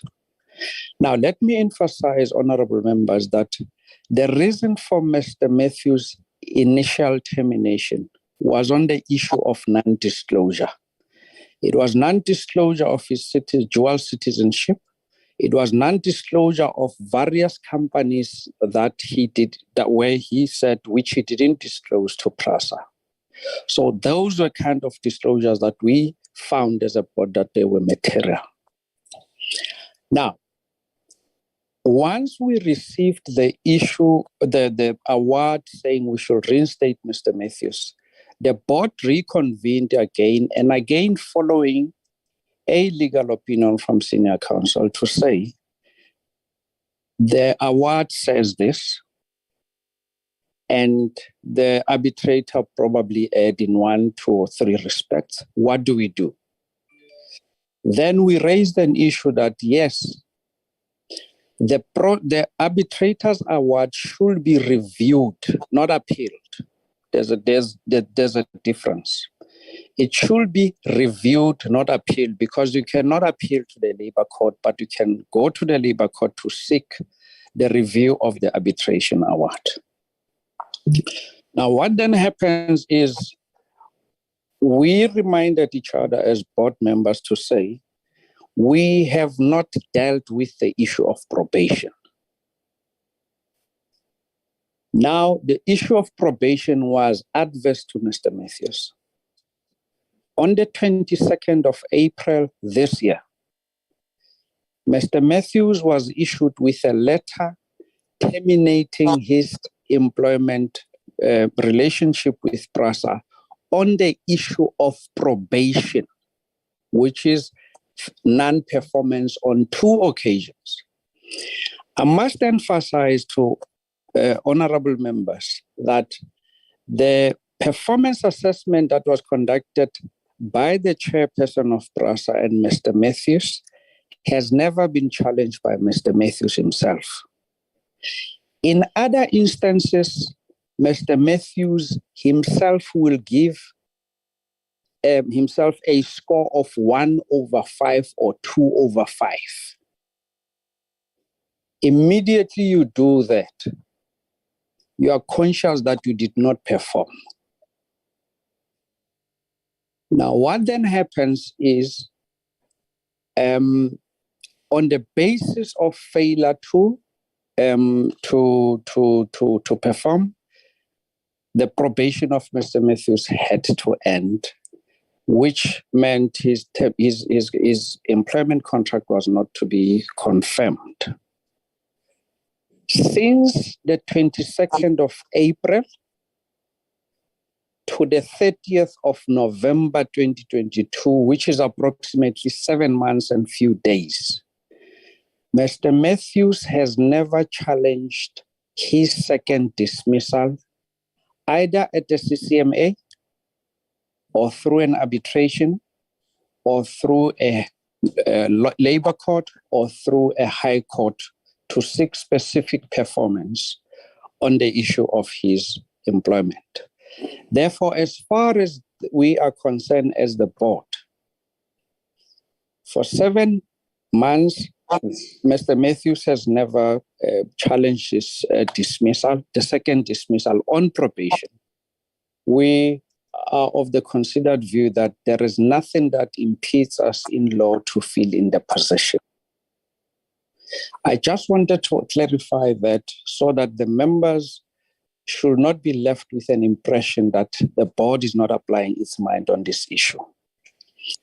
Now, because there is no contractual issue between us and Mr. Matthews, whatever litigation that is pending at the labor court, that litigation doesn't impede us from filling in this position, because in terms of, as far as we are concerned, Mr. Matthews has not challenged his termination of employment based on the letter that he received on the 22nd of April 2022. So it is for that reason that we see nothing in law that compel us not to fill in the position. I'm not sure if other members of the HCM REMCO would like to add anything in what I have already included. Mr. Muhuba? No. Advocate Tina. No, I'm just saying through you, Chair. Yeah. Through you, Chair. I'm not trying to hijack the meeting. Thank you, Chair. Thank you, Chair. I think for now, let's pack, because I think you are complicating the matter further. Thank you very much, Chair. Much appreciated. Just through your elaboration, you are complicating the matter further. Let's allow the group, the acting group CEO to continue with the questions, with the response to the questions as directed by the chair of the board, and then we will come back to what you have just said now. Thank you. Acting group CEO. Thank you, Honorable Chair. I'm going to start with the question raised by Honorable Dango in terms of when are we dealing with the Kliptown Lenasia corridor. This corridor certainly falls on the list of our next round of corridors. And in fact, this one is one of the priorities. We are, in fact, Honorable Dango, looking at putting this one to the market within the next week, 2 weeks latest, so that within the new calendar year, we can have an award and start with the recovery works. I want to, though, just add that the Kliptown Lenasia corridor, which is the corridor that goes through to Vereniging, it is likely that we will have to do that corridor in 2 phases, because the section in particular down to Vereniging has been quite badly vandalized and requires further reconstruction.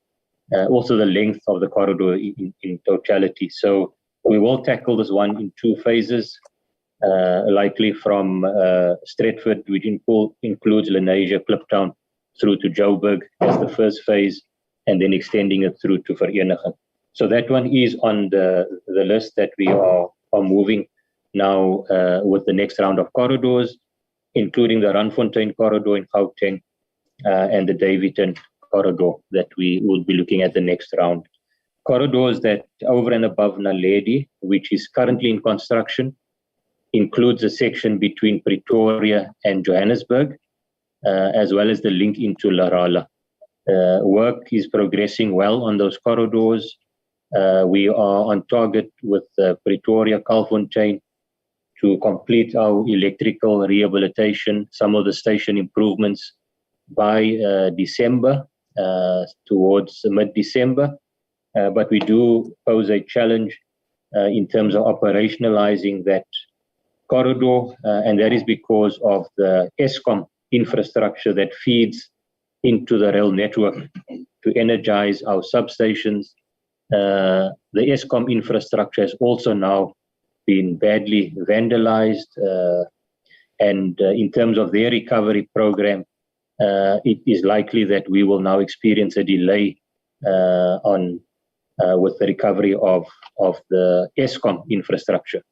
We have met with Eskom, with the leadership there, to see how best we resolve this misalignment and see how we can accelerate the works on their side. So that is discussions we are having now on those corridors, but there is good progress on that in terms of the work PRASA is doing. Maybe just before I move on to Honorable High, in terms of the other corridors, we're also looking at Cape Town as well as KZN, over and above what we have been reporting in the presentation, that there are other corridors we are bringing back as well. Honorable High, in terms of your questions, and I think I note in terms of the detail that you were requesting and the level of the presentation, which summarized some of the information. And as the chair of the PRASA board has indicated, I think some of those responses that you have requested also around the AG findings, that report will be prepared to cover some of those things that you have raised. Maybe just to touch on what you were running through in terms of those targets. As you've correctly pointed out, what the target and what the actual achievements were. In terms of the EMUs, these are now the new trains, where the target was set at 44 and the actual was 33. That is correct. You will recall in my presentation, I had a figure of 39, and I indicated that there were 6 that we had to push through to the new financial year in terms of final acceptance, which speaks to the 33. Now, in the main, the reason for not meeting that target of 44 was during that period, the impact of the COVID and the supply chain in terms of key components feeding into the manufacture of the train was delayed.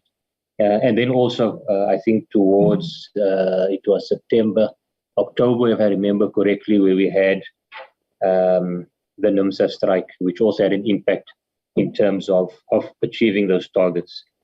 So that in the main speaks to the 33 versus the 44 in terms of the EMUs being rolled out. That's an annual target that we have set. The members, honorable members, are aware. This contract is aimed at PRASA receiving 600 new train sets. We're currently sitting at about 111 train sets that we have accepted of the new sets that you will see running across the country. Honorable High, in terms of the National Station Improvement Plan, the NSIP, where we had 43 as the target and only achieved 7, as you've correctly alluded to. In the main, the the challenge that we had on this station improvement program related to our procurement strategy, where we saw some of these projects that we had earmarked leading towards non-awards and restarting the process. So that, in addition to also during this period, I'm sure the honourable members recall, there was also the National Treasury advisory around not proceeding with some of the procurement processes in terms of that the court judgment and the interpretation of that, which also had an impact on progressing with some of these items during that period.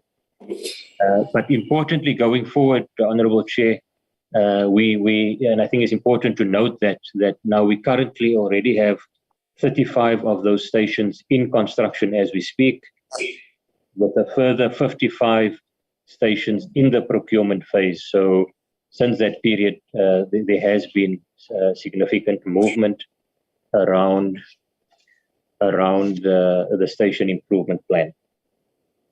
Passenger numbers, yes, certainly you have pointed out correctly that the actual is far below what the target was, be it at Metrorail, MLPS, and Autopax.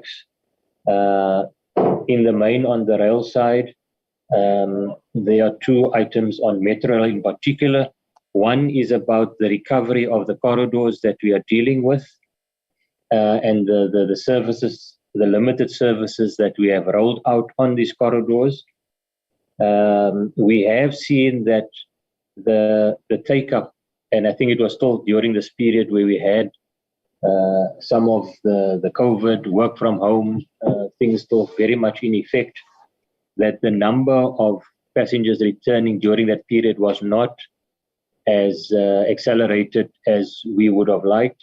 If we're looking at now with the corridors we have launched, your Pienaarpoort, your Naledi as examples, we see these trains filling up very quickly, and PRASA would be under pressure going forward to ensure we can run higher frequencies on these corridors.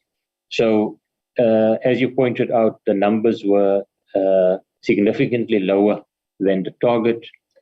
If we look at those trains that we were running during that period, through the day, there was significant spare capacity still on these trains for passengers to come to the and occupy these train sets.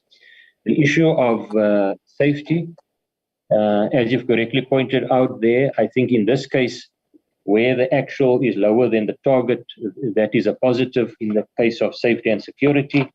So safety, where the target was 748 incidents, there were only 247 incidents, which is a positive. It's an improvement on what the target was, and the same applies with security, where the number being lower as the actual indicates an improvement on what the target was set as incidents that we were looking at during that period.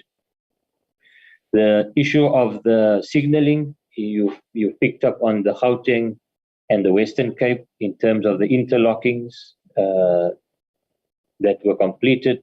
Target of 26 in Gauteng, 15 completed, as well as the Western Cape, 16 and 5 completed. There were issues, as you've highlighted, in terms of Transnet on some of the lines where Transnet owns, but we have stations on those lines. We need to ensure that there is alignment, there's coordination around these matters.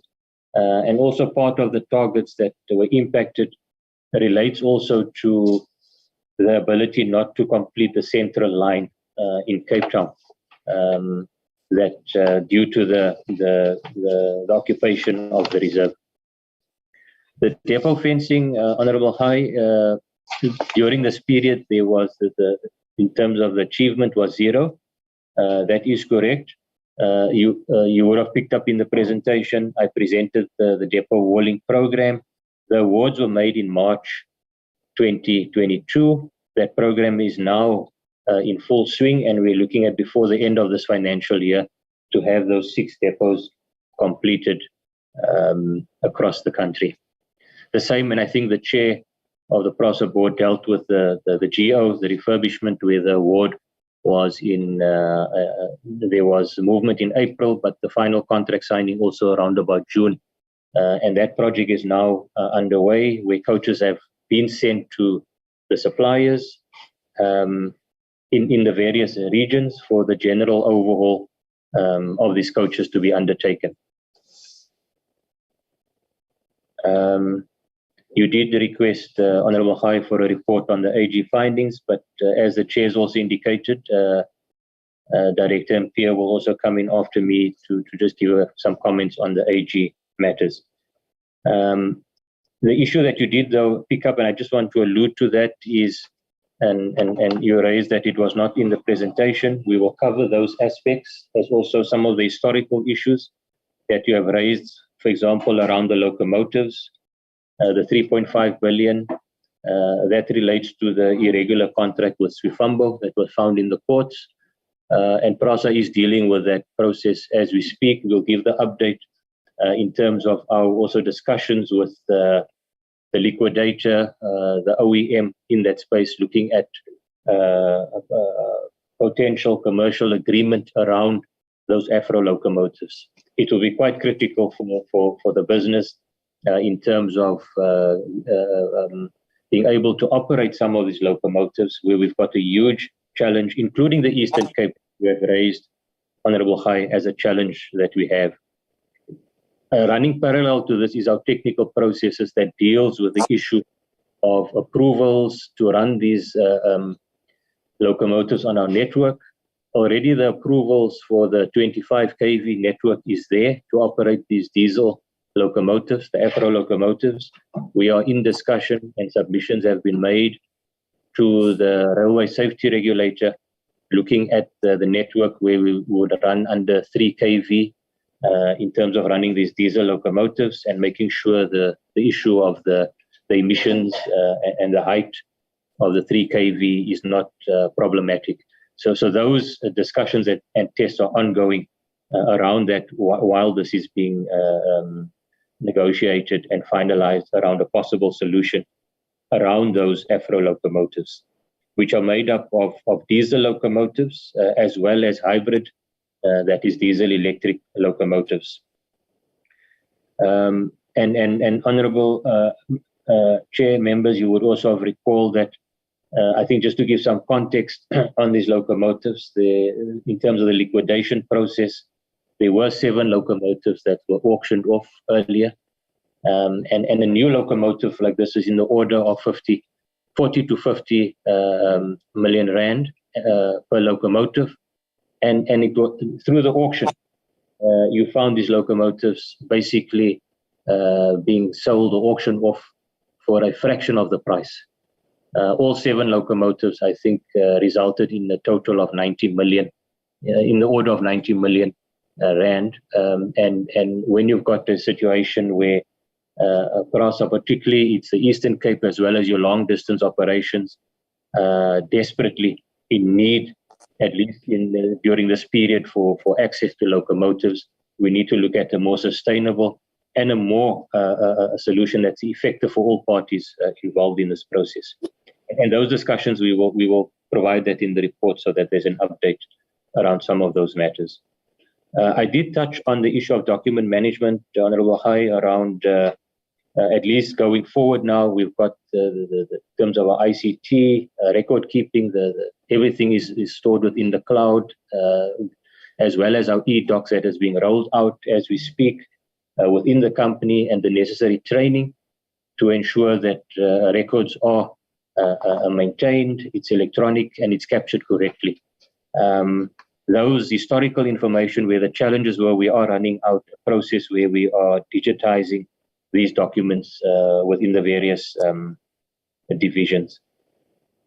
The East London operations, Honorable High, you are correct. We've had the unfortunate situation. I've alluded to the issue of the locomotives, which is a challenge we are urgently trying to address. Not only what I've mentioned about the Afro locomotives, you will recall the East London to the Berlin corridor, we used to run the 7E locomotives. Those were electrical locomotives that we ran in that region.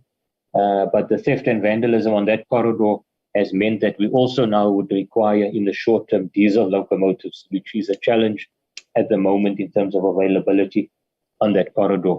So in addition to looking at potential leasing options for these locomotives, we are also in discussion with Transnet as well to look at the availability of locomotives to ensure we can speedily resume service within East London.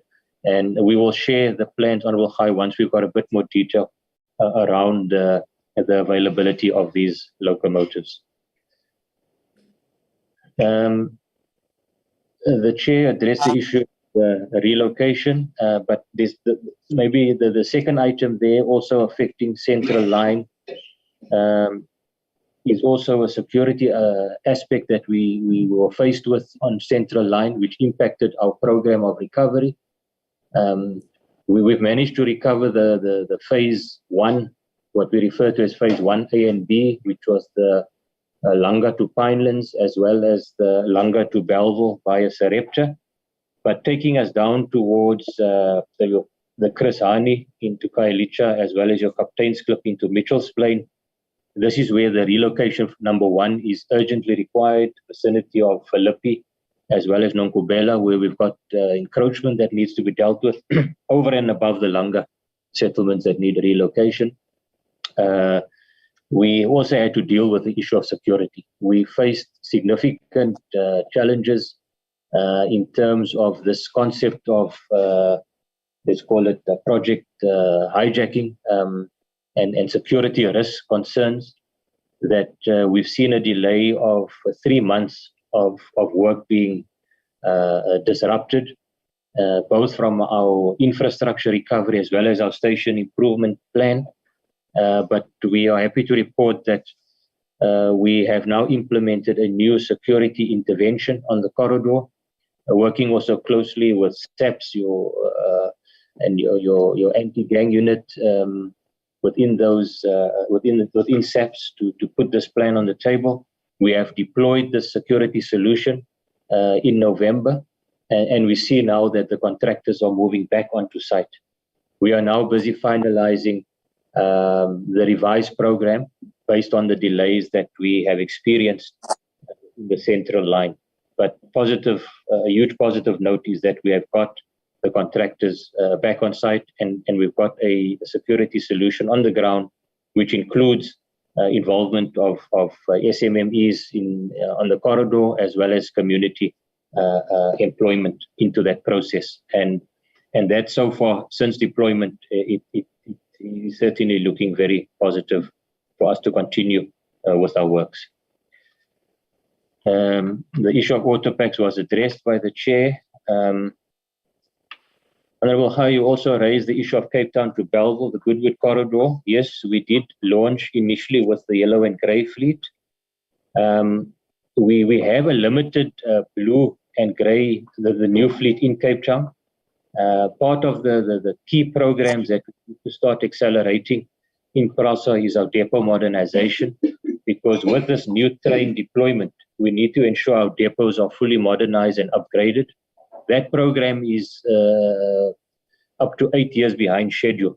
We've had significant delay in rolling out the depot modernization. We've done interim interventions in Cape Town, in Pardon Island, in KZN. We've done interim interventions at Springfield Depot to give us the ability to maintain a limited fleet within the region.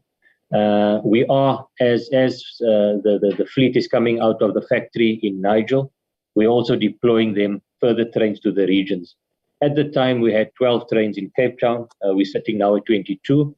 I think by the end of this week, we would be up to 24 with another 2 trains en route to Cape Town. And as I've indicated, we are now with the fleet and the various tests and approvals that we need to get from the RSR before we run the blue trains. We are happy to report that this week we have now managed to launch the blue train on the Cape Town to Belleville via Goodwood. In fact, it also includes the Monte Vista line where we can run the blue trains. And that will be in addition to running the trains on the Southern Suburbs line down to Simonstown, as well as the Cape Flats line via Athlone, where we are running the blue trains. Honorable Mashodi, the issue around the ghost workers, the 3,000 that you raised, there has been further work since that was communicated. I think it's important just to clarify that the 3,000 workers that being referred to as the ghost workers during the initial phase, this was where the manual verification was being undertaken with staff. And that 3,000 represented the number of people that had not come forward to verify themselves at the time. There's been some verification that has happened by those staff members since then, and that we've got further numbers that we are dealing with now. We've also seen some very clear, if I can call it, anomalies and concerns that have arisen since we started the process. We've touched on also, we've seen quite a spike in terms of resignations that have happened since we've instituted. I'm calling it resignations, but basically it's people that have left, if I can call it, the payroll from PRASA. And that is where, as you've indicated, what is happening at HCM. And we have found that through this process that it requires a much more detailed investigation. This is something that the board has been driving. We've had an independent party on board. We're also taking it to the next phase now, where we are in the process of appointing a forensics company, because the scale of let's call it what we have picked up within the HCM space, in terms of the depth that this goes to, even the sophistication behind it, that have contributed to this. This forensic investigation is required to get to the bottom of it, and is going to look into the whole HCM space at a corporate, but down to a regional level, so that we get to the bottom of what has transpired there. But what we have certainly seen from when we have started the process to the number of numbers that have left the payroll system, if I can put it that way, we've already estimated that in the 10 months that we have started this process, we already see a reduction of approximately 20 million rand conservatively per month over a 10-month period on the wage bill, which equates to approximately 200 million over this period. But importantly, and we will come back once we have got this detailed forensics underway, and once some of the outcomes coming out of that investigation, we will share with the committee progress in that regard. Honourable Chair, your questions, the chairperson of the board had addressed the issues around capacity, executive level. You also asked the question around plans to deal with sort of under expenditure or slow execution of the capital program. And one of the key things here, as you've correctly pointed out, Honourable Chair, is around capacity to execute the program. One of the key things that we are busy finalizing now is the appointment of an EPCM provider, the engineering. So that is bringing skills into the organization in engineering, in the procurement space, in the construction contract management space. We want to bring that capacity within PRASA to assist with the execution of the capital program. And it takes it from planning through procurement, through design and implementation, where this capacity will be available. While we have got this skills on board, we would also look at, through that process, the issue of skills transfer and also capacitating internally to ensure that going forward, the skills will be internal as well, at the right level. So that is one of the areas we are dealing with. The other key aspect around the slow execution on the capital program was around the SCM challenges we've had and the bottlenecks of projects sitting within the SCM space. One is on the capacity, but also recently we also had to review our SCM policy, our standard operating procedures, to see how we become more agile in terms of getting projects through this process. and so complying with the relevant policies and legislation. In addition to that, I've touched on earlier about the depot modernization program, which is significantly behind schedule. We will also be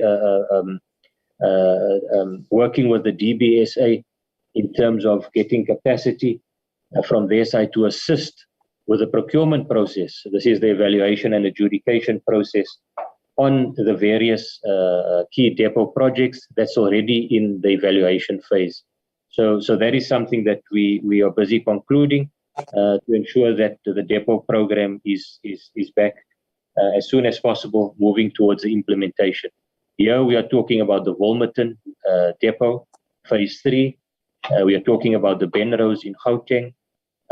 Also already out, it's closed, it's ready for evaluation, as well as Braamfontein, which is a design appointment, but the other two are turnkey solutions that we are looking to roll out with a great sense of urgency due to the time we have lost around that. And then finally, Honorable Chair, just around the turnaround strategy that you have raised and also identified in the AG report, I will just quickly touch on the fact that in this case, there were two aspects. One is around the turnaround strategy based on the audit plan in terms of recovering that situation. And I'm sure the chair of ARC will speak to that, what we have done around the appointment of an audit task team as well as the action plan on that aspect. And then the second item is around the turnaround strategy in terms of our strategy, performance plan, performance objectives. And what the AG has found there is also that there are many different documents that talk around turnaround strategy. We need to consolidate it into a clear and concise document, number one. But number two, the strategies are there. It's now about the implementation of the strategy, which is being raised as something that where the focus needs to be on this plan. Thank you, Chair. I will leave it there. And then through you, Chair, if you would allow the Chair of ARC to speak further on the AG items. Thank you. Thank you. Chair, you can continue. Of ARC, main DD.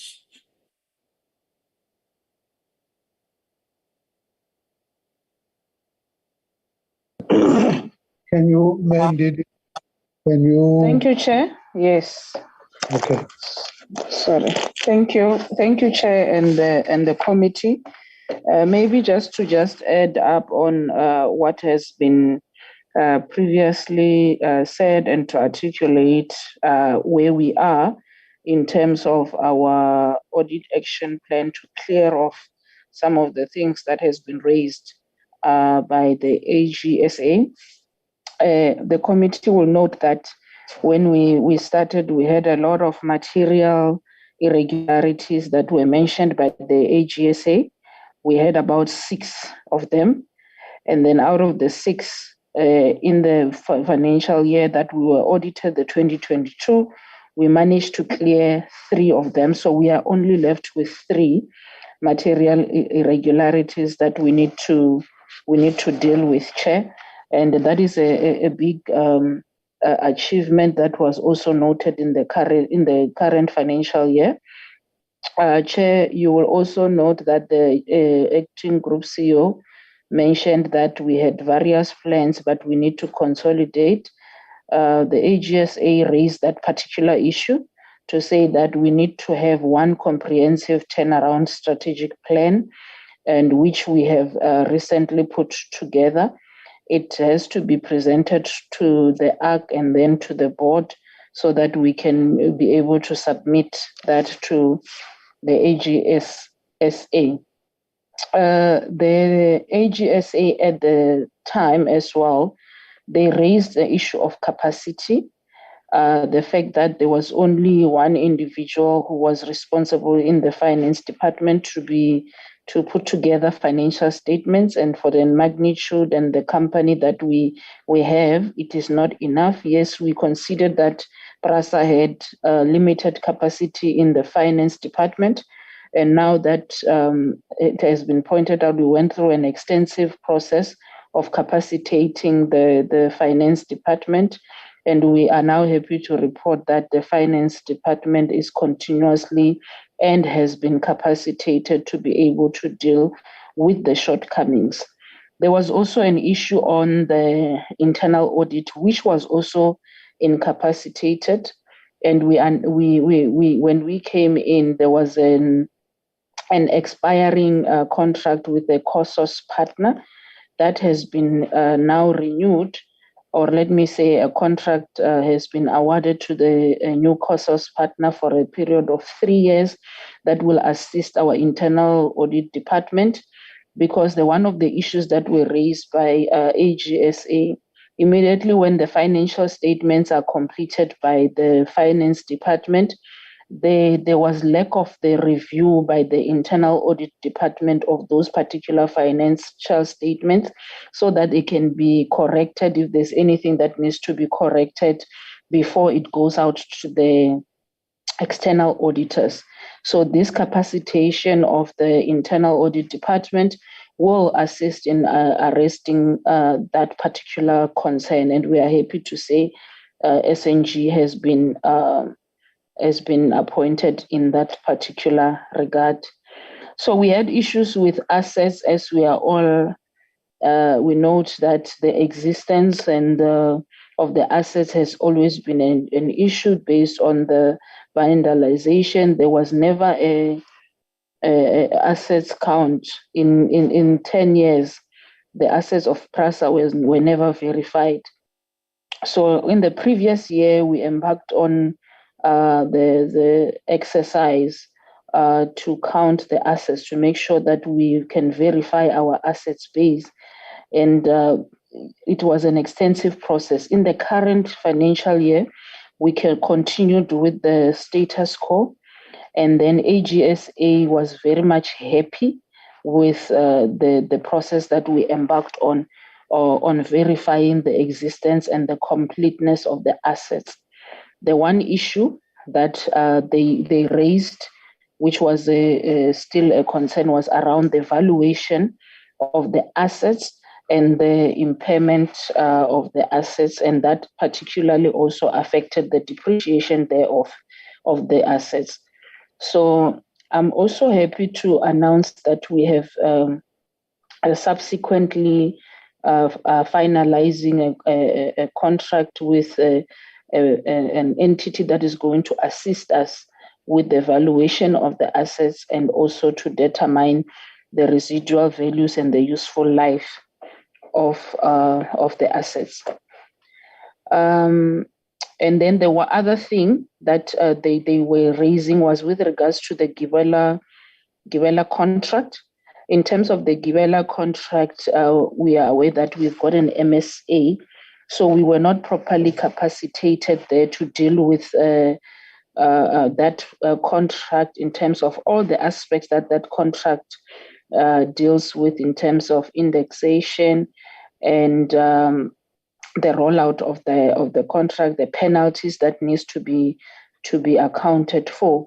And then we have embarked on getting a team to be able to deal with that particular matter, so that we can make sure that that contract is accounted for properly in order to deal with that issue.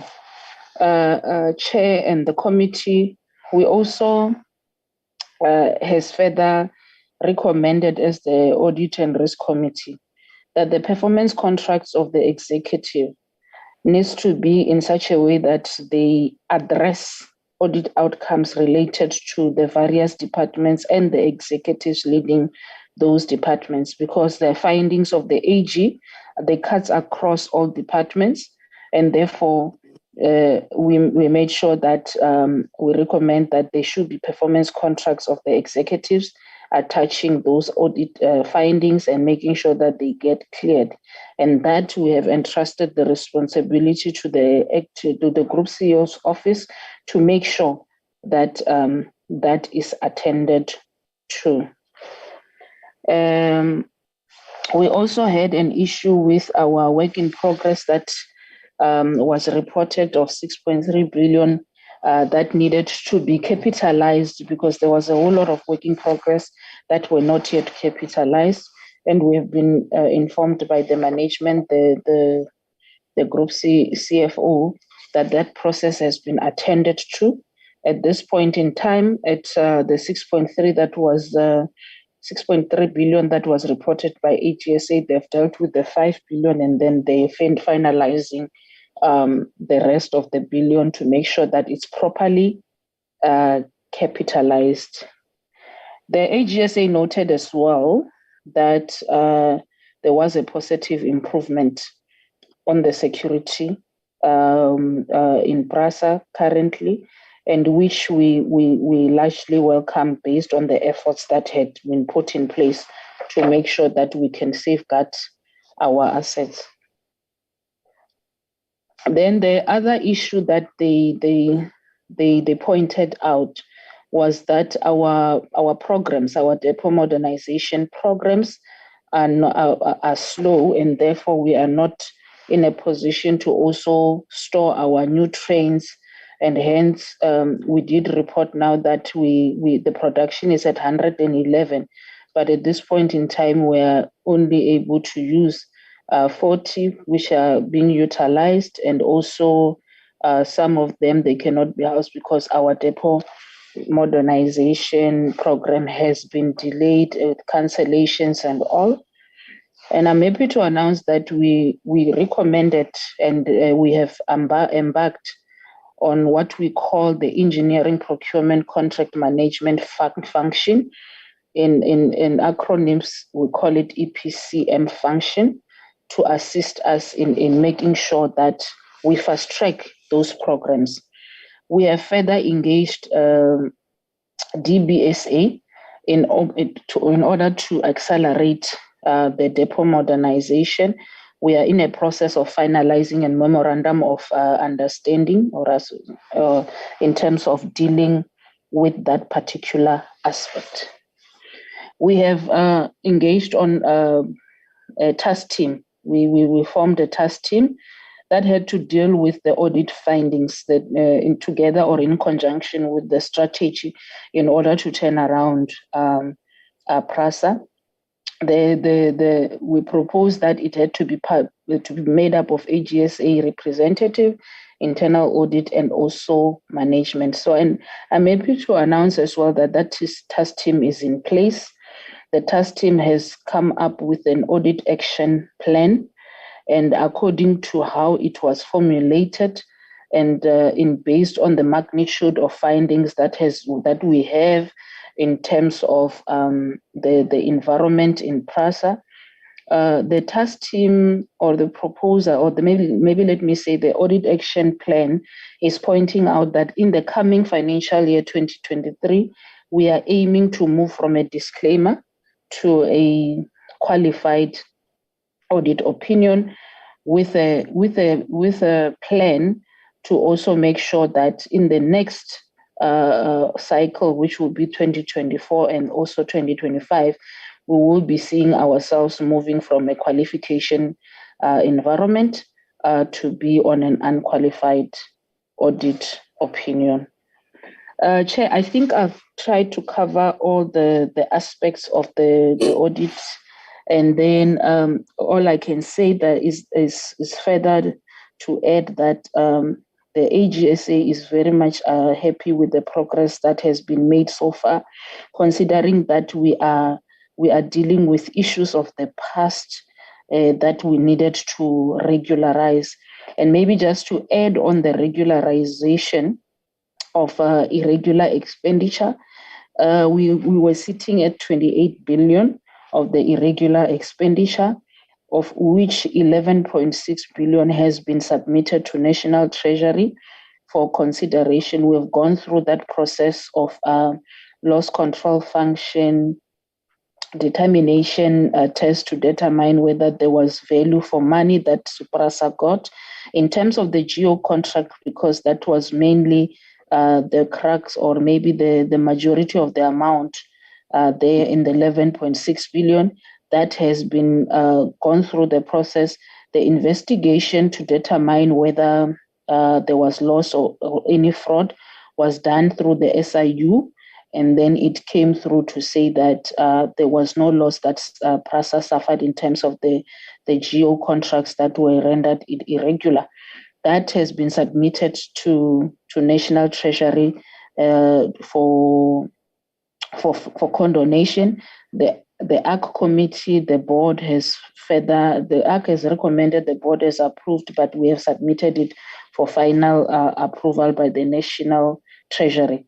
At this point in time, Chair, we have 3.4 billion that is undergoing the determination test through the internal audit function, through the COSOS partner as well, to further submit to the ARC and to the board for condonation and further submission to National Treasury. I can further confirm that just last week, the Audit and Risk Committee set, and then we further made recommendation to the board of 44 million of condonations that the board is going to sit and approve for further submission to National Treasury.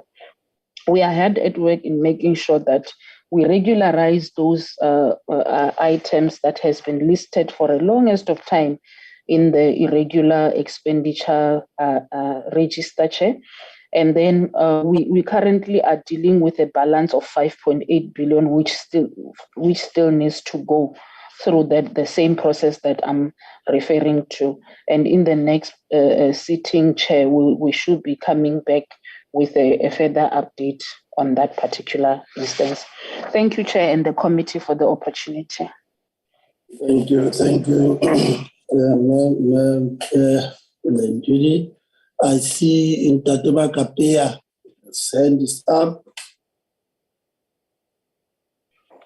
Thanks, Chair, and good afternoon to the honourable member on the call.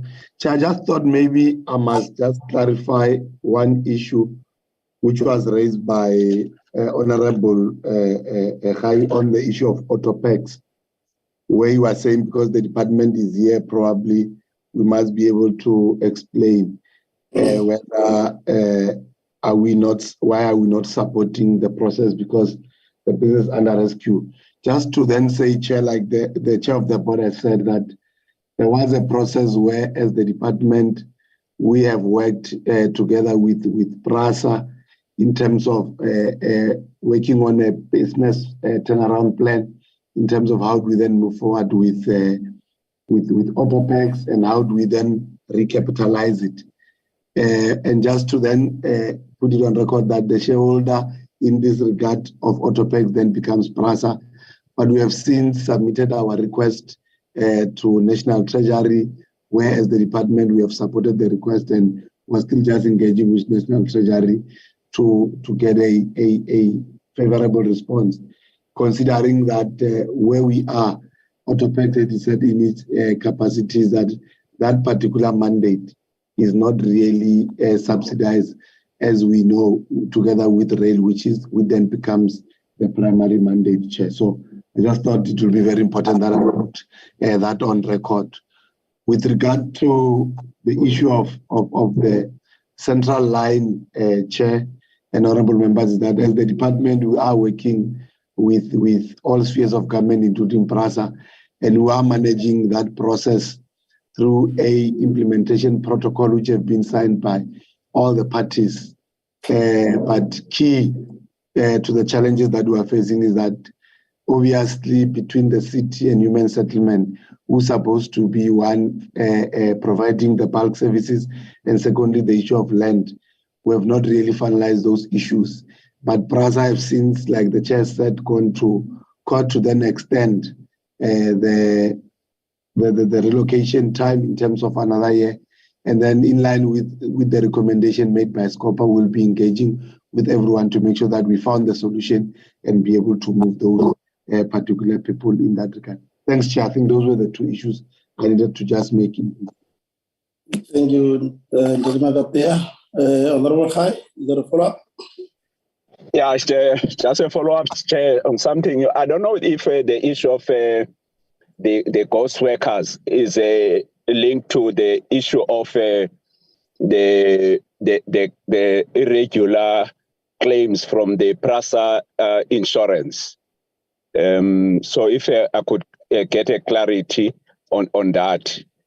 I read something in a newspaper that there were people, so-called volunteers, that will be made to collect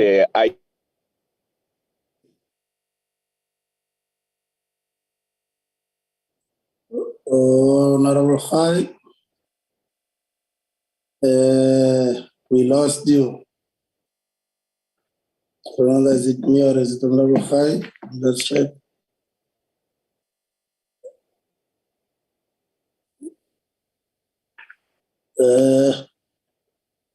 Chair, we can't hear him from our side too. I think we can hear you. Probably it's him. Okay. Honorable Khai? Looks like we have lost Honorable Khai. Maybe I get a sense that they got the gist of what Honorable Khai was saying. And maybe what we could do, let's just go back to that point that was canvassed by the advocate on the group CEO. I won't say much, but other than just to say it's important that as part of providing strategic leadership, I think the chair must take this, must confront this matter head on. It must come to a finality because it falls under those aspects that the AG has referred to as instability at the level of the board. Because there was an arbitration in terms of the employment contract, I believe, and in terms of the arbitration process, there was an award, and that the department has taken the arbitration award on review. What the advocate did not indicate is whether that review proceeding is still underway, or is it finalized. If it is finalized, I think it will be important to find a way to finally bury this matter, because if we are going to rely on the opinion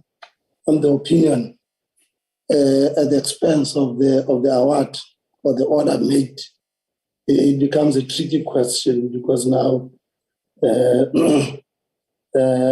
we're informed that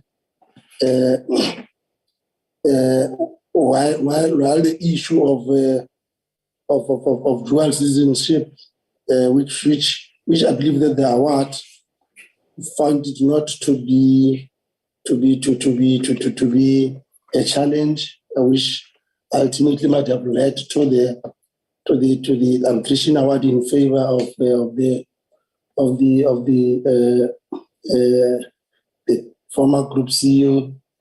The team then went back to other grounds that they used to terminate. And my biggest fear is that this will continue. This will lead to a continuous litigation processes, which ultimately will continue to be in terms of leadership of the institution. So it becomes important that let's clarify that matter, whether the review process, is it still underway or is it finalized? Maybe the advocate must just clarify the point. Chair, as it pleases you and honorable members,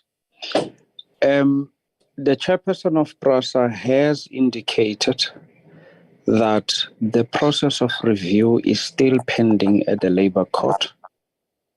I also emphasize that issue that the process is still pending at the Labour Court. It's not finalized. Yes, and the process is maybe just pause there. Just pause there. So now, while this process is still underway, there was an opinion by the council that there is another ground in terms of approbation that could be explored, which ultimately create further entry points of litigation. Let's not debate this matter. The only thing that I want to implore to the chair of the board is that you're able to resolve on the issue of the company secretary. It also took a protracted process, and now this one again. It becomes important that this litigious process continues to impact on the performance of the entity. And therefore, it becomes important that I think the leadership of the board must find a way to finalize this matter without necessarily becoming legalistic in terms of the approach. Because now you had a process in terms of the employment contract. Once it is under review, then you again open another area that I suspect you might have overlooked, because this probation process should have preceded this arbitration award, but to a certain degree, it was neglected. But I think let's agree that. Chair. Yes, I doubt the chairperson understood me or what we articulated. But I'll leave it at that. Thank you. Right. So I think it's important. Look, there's nothing that I misunderstood. The review process is underway. While the review process is underway, then there was an opinion that says there is nothing that prevents you from embarking on another process because you use the 2 reports on probation to exercise to terminate the contract. Is that not what you said? No, Chairperson, you got it completely wrong. Completely wrong. May I make this suggestion in the interest of time? Can we address a detailed report to the committee in writing so that there is no confusion? Because I doubt the chairperson understood what I articulated, and I thought I was clear. Thank you, Chair. Brilliant. Can we do that? Can we do that within 7 days, Chair, to address it, and then we'll copy other members, or it will come to you. The Chair will distribute it to other members in respect to this issue, because there are 2 issues. Yes. Yes. Thank you, Chair. We have agreed that there will be a report in terms of the implementation of the turnaround strategy, and also in terms of which is centered around the implementation of the audit action plan that will be forwarded to the committee within 7 days. And I believe that as part and parcel of that also, let's get this detailed response on this matter around the review process, and also around the other grounds that was used. But I think other than that, let me give over to the chair of the board for any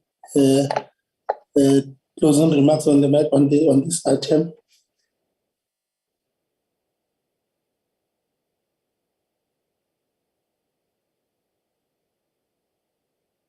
Chair of PRASA.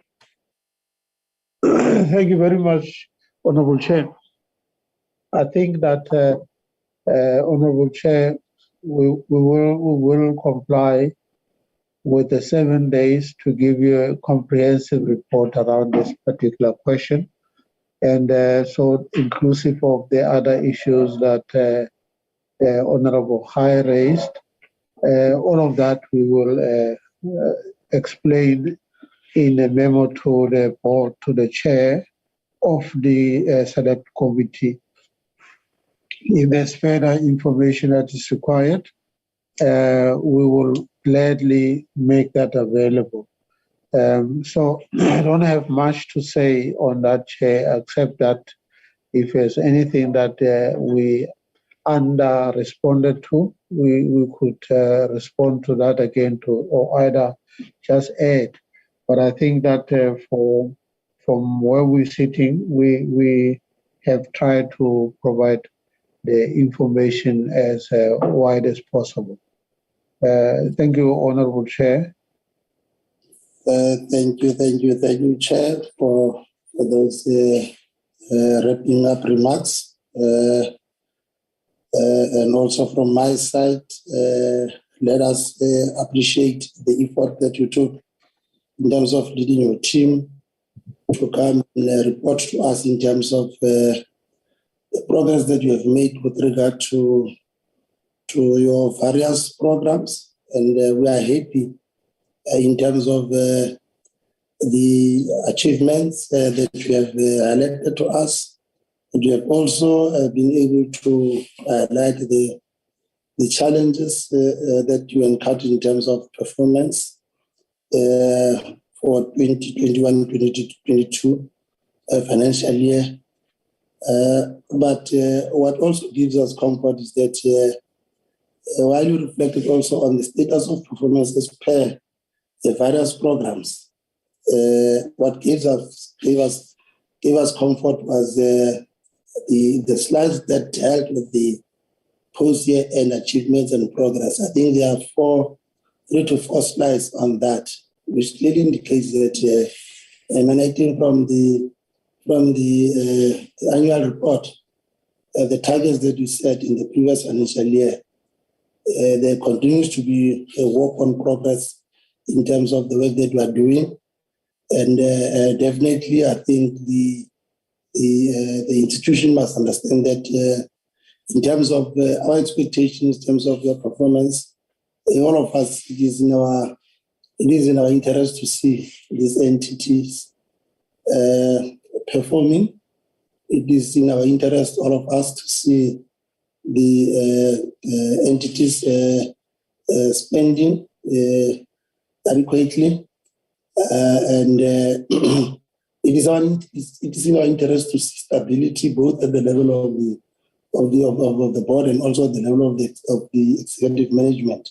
And you were able to, through your various teams, to give us comfort that indeed there is a work in progress. Only aspect that I believe as the chair that I suspect it's a matter that yourself as the chair you need to engage with the management. In this matter of the format of the CEO has to be laid to rest, and if we are going to rely on opinions of council, whether it is senior council, I think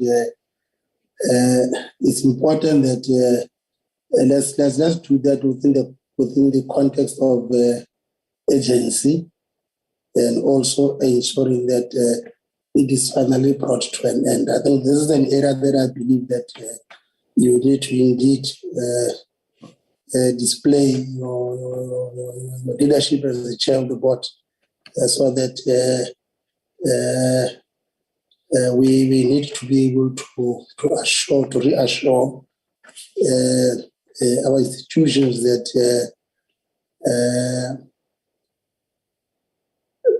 we take the stability of management seriously.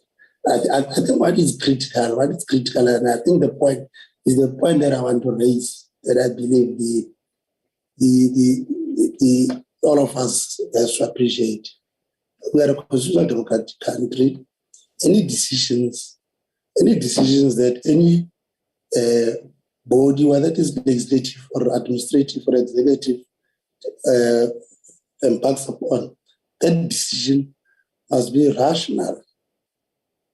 That decision must be transparent. And everything that you take must be able to comply with the rule of law. And if an executive takes a decision that is against the values that are enshrined in the Constitution further says that our Constitution is supreme. And in an event, there is a decision that is found to be wanting when it comes to the issue of rationality, the court will not hesitate to set it aside. In this instance, there is an arbitration award, and definitely the court now is seized with this section, because in terms of Section 165 of the Constitution, the court has the discretion to intervene in an event where a legislative arm or an executive arm of the body takes a decision that is against the values of the Constitution. I think that is quite important. It shouldn't be an issue that when we raise issues, we raise them not because we don't appreciate the complexity that are associated with some of the decisions that we take. We appreciate that we are a constitutional democratic country. Hence we would expect all of us, in whatever areas we are employed, we must be able to respect court proceedings. You see, so other than that, Chair, I'm happy. You are excused. We will then be able to proceed with our other remaining items. Thank you, Chair, and your team. Thank you very much, Honorable Chair. We will take that into account, your comment, your closing comment. Thank you very much, Chair. Yes. Members, we are still going to continue at 2. I suspect that we take break and then reconvene at lunch. And then when we deal with the DPME, after the presentation, we'll then deal with the oversight report. It will be the 3 sets of minutes, and then it will be an update in terms of the study tour. Are we agreed on that? Yes, Chair. Even though I think in terms of numbers, we have dropped now. I see Honorable Aplini is left and Honorable Makevula. I'm not sure if they will be part of the afternoon meeting. At least we have Moshodi and yourself and myself. And Dango. And Honorable. Chair. Yes, Moshodi. I'm flying around 12:15. I mean 2:15. 2:15.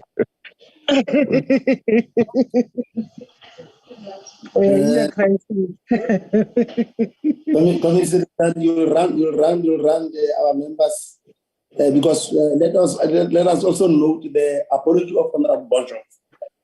She did apologize. Let's note it for our meeting. And also Honorable Mama Rakhane. She has apologized. Yes. But maybe they will be available in the afternoon's meeting. I'll check with them. Can you come up to see it too? Okay. Same link. Yeah, same link. Yeah, using the same link. Yeah, let's adjourn the meeting for now, and then come back at 2. Thank you, Chair. Thank you. All right, Chair. Recording stopped.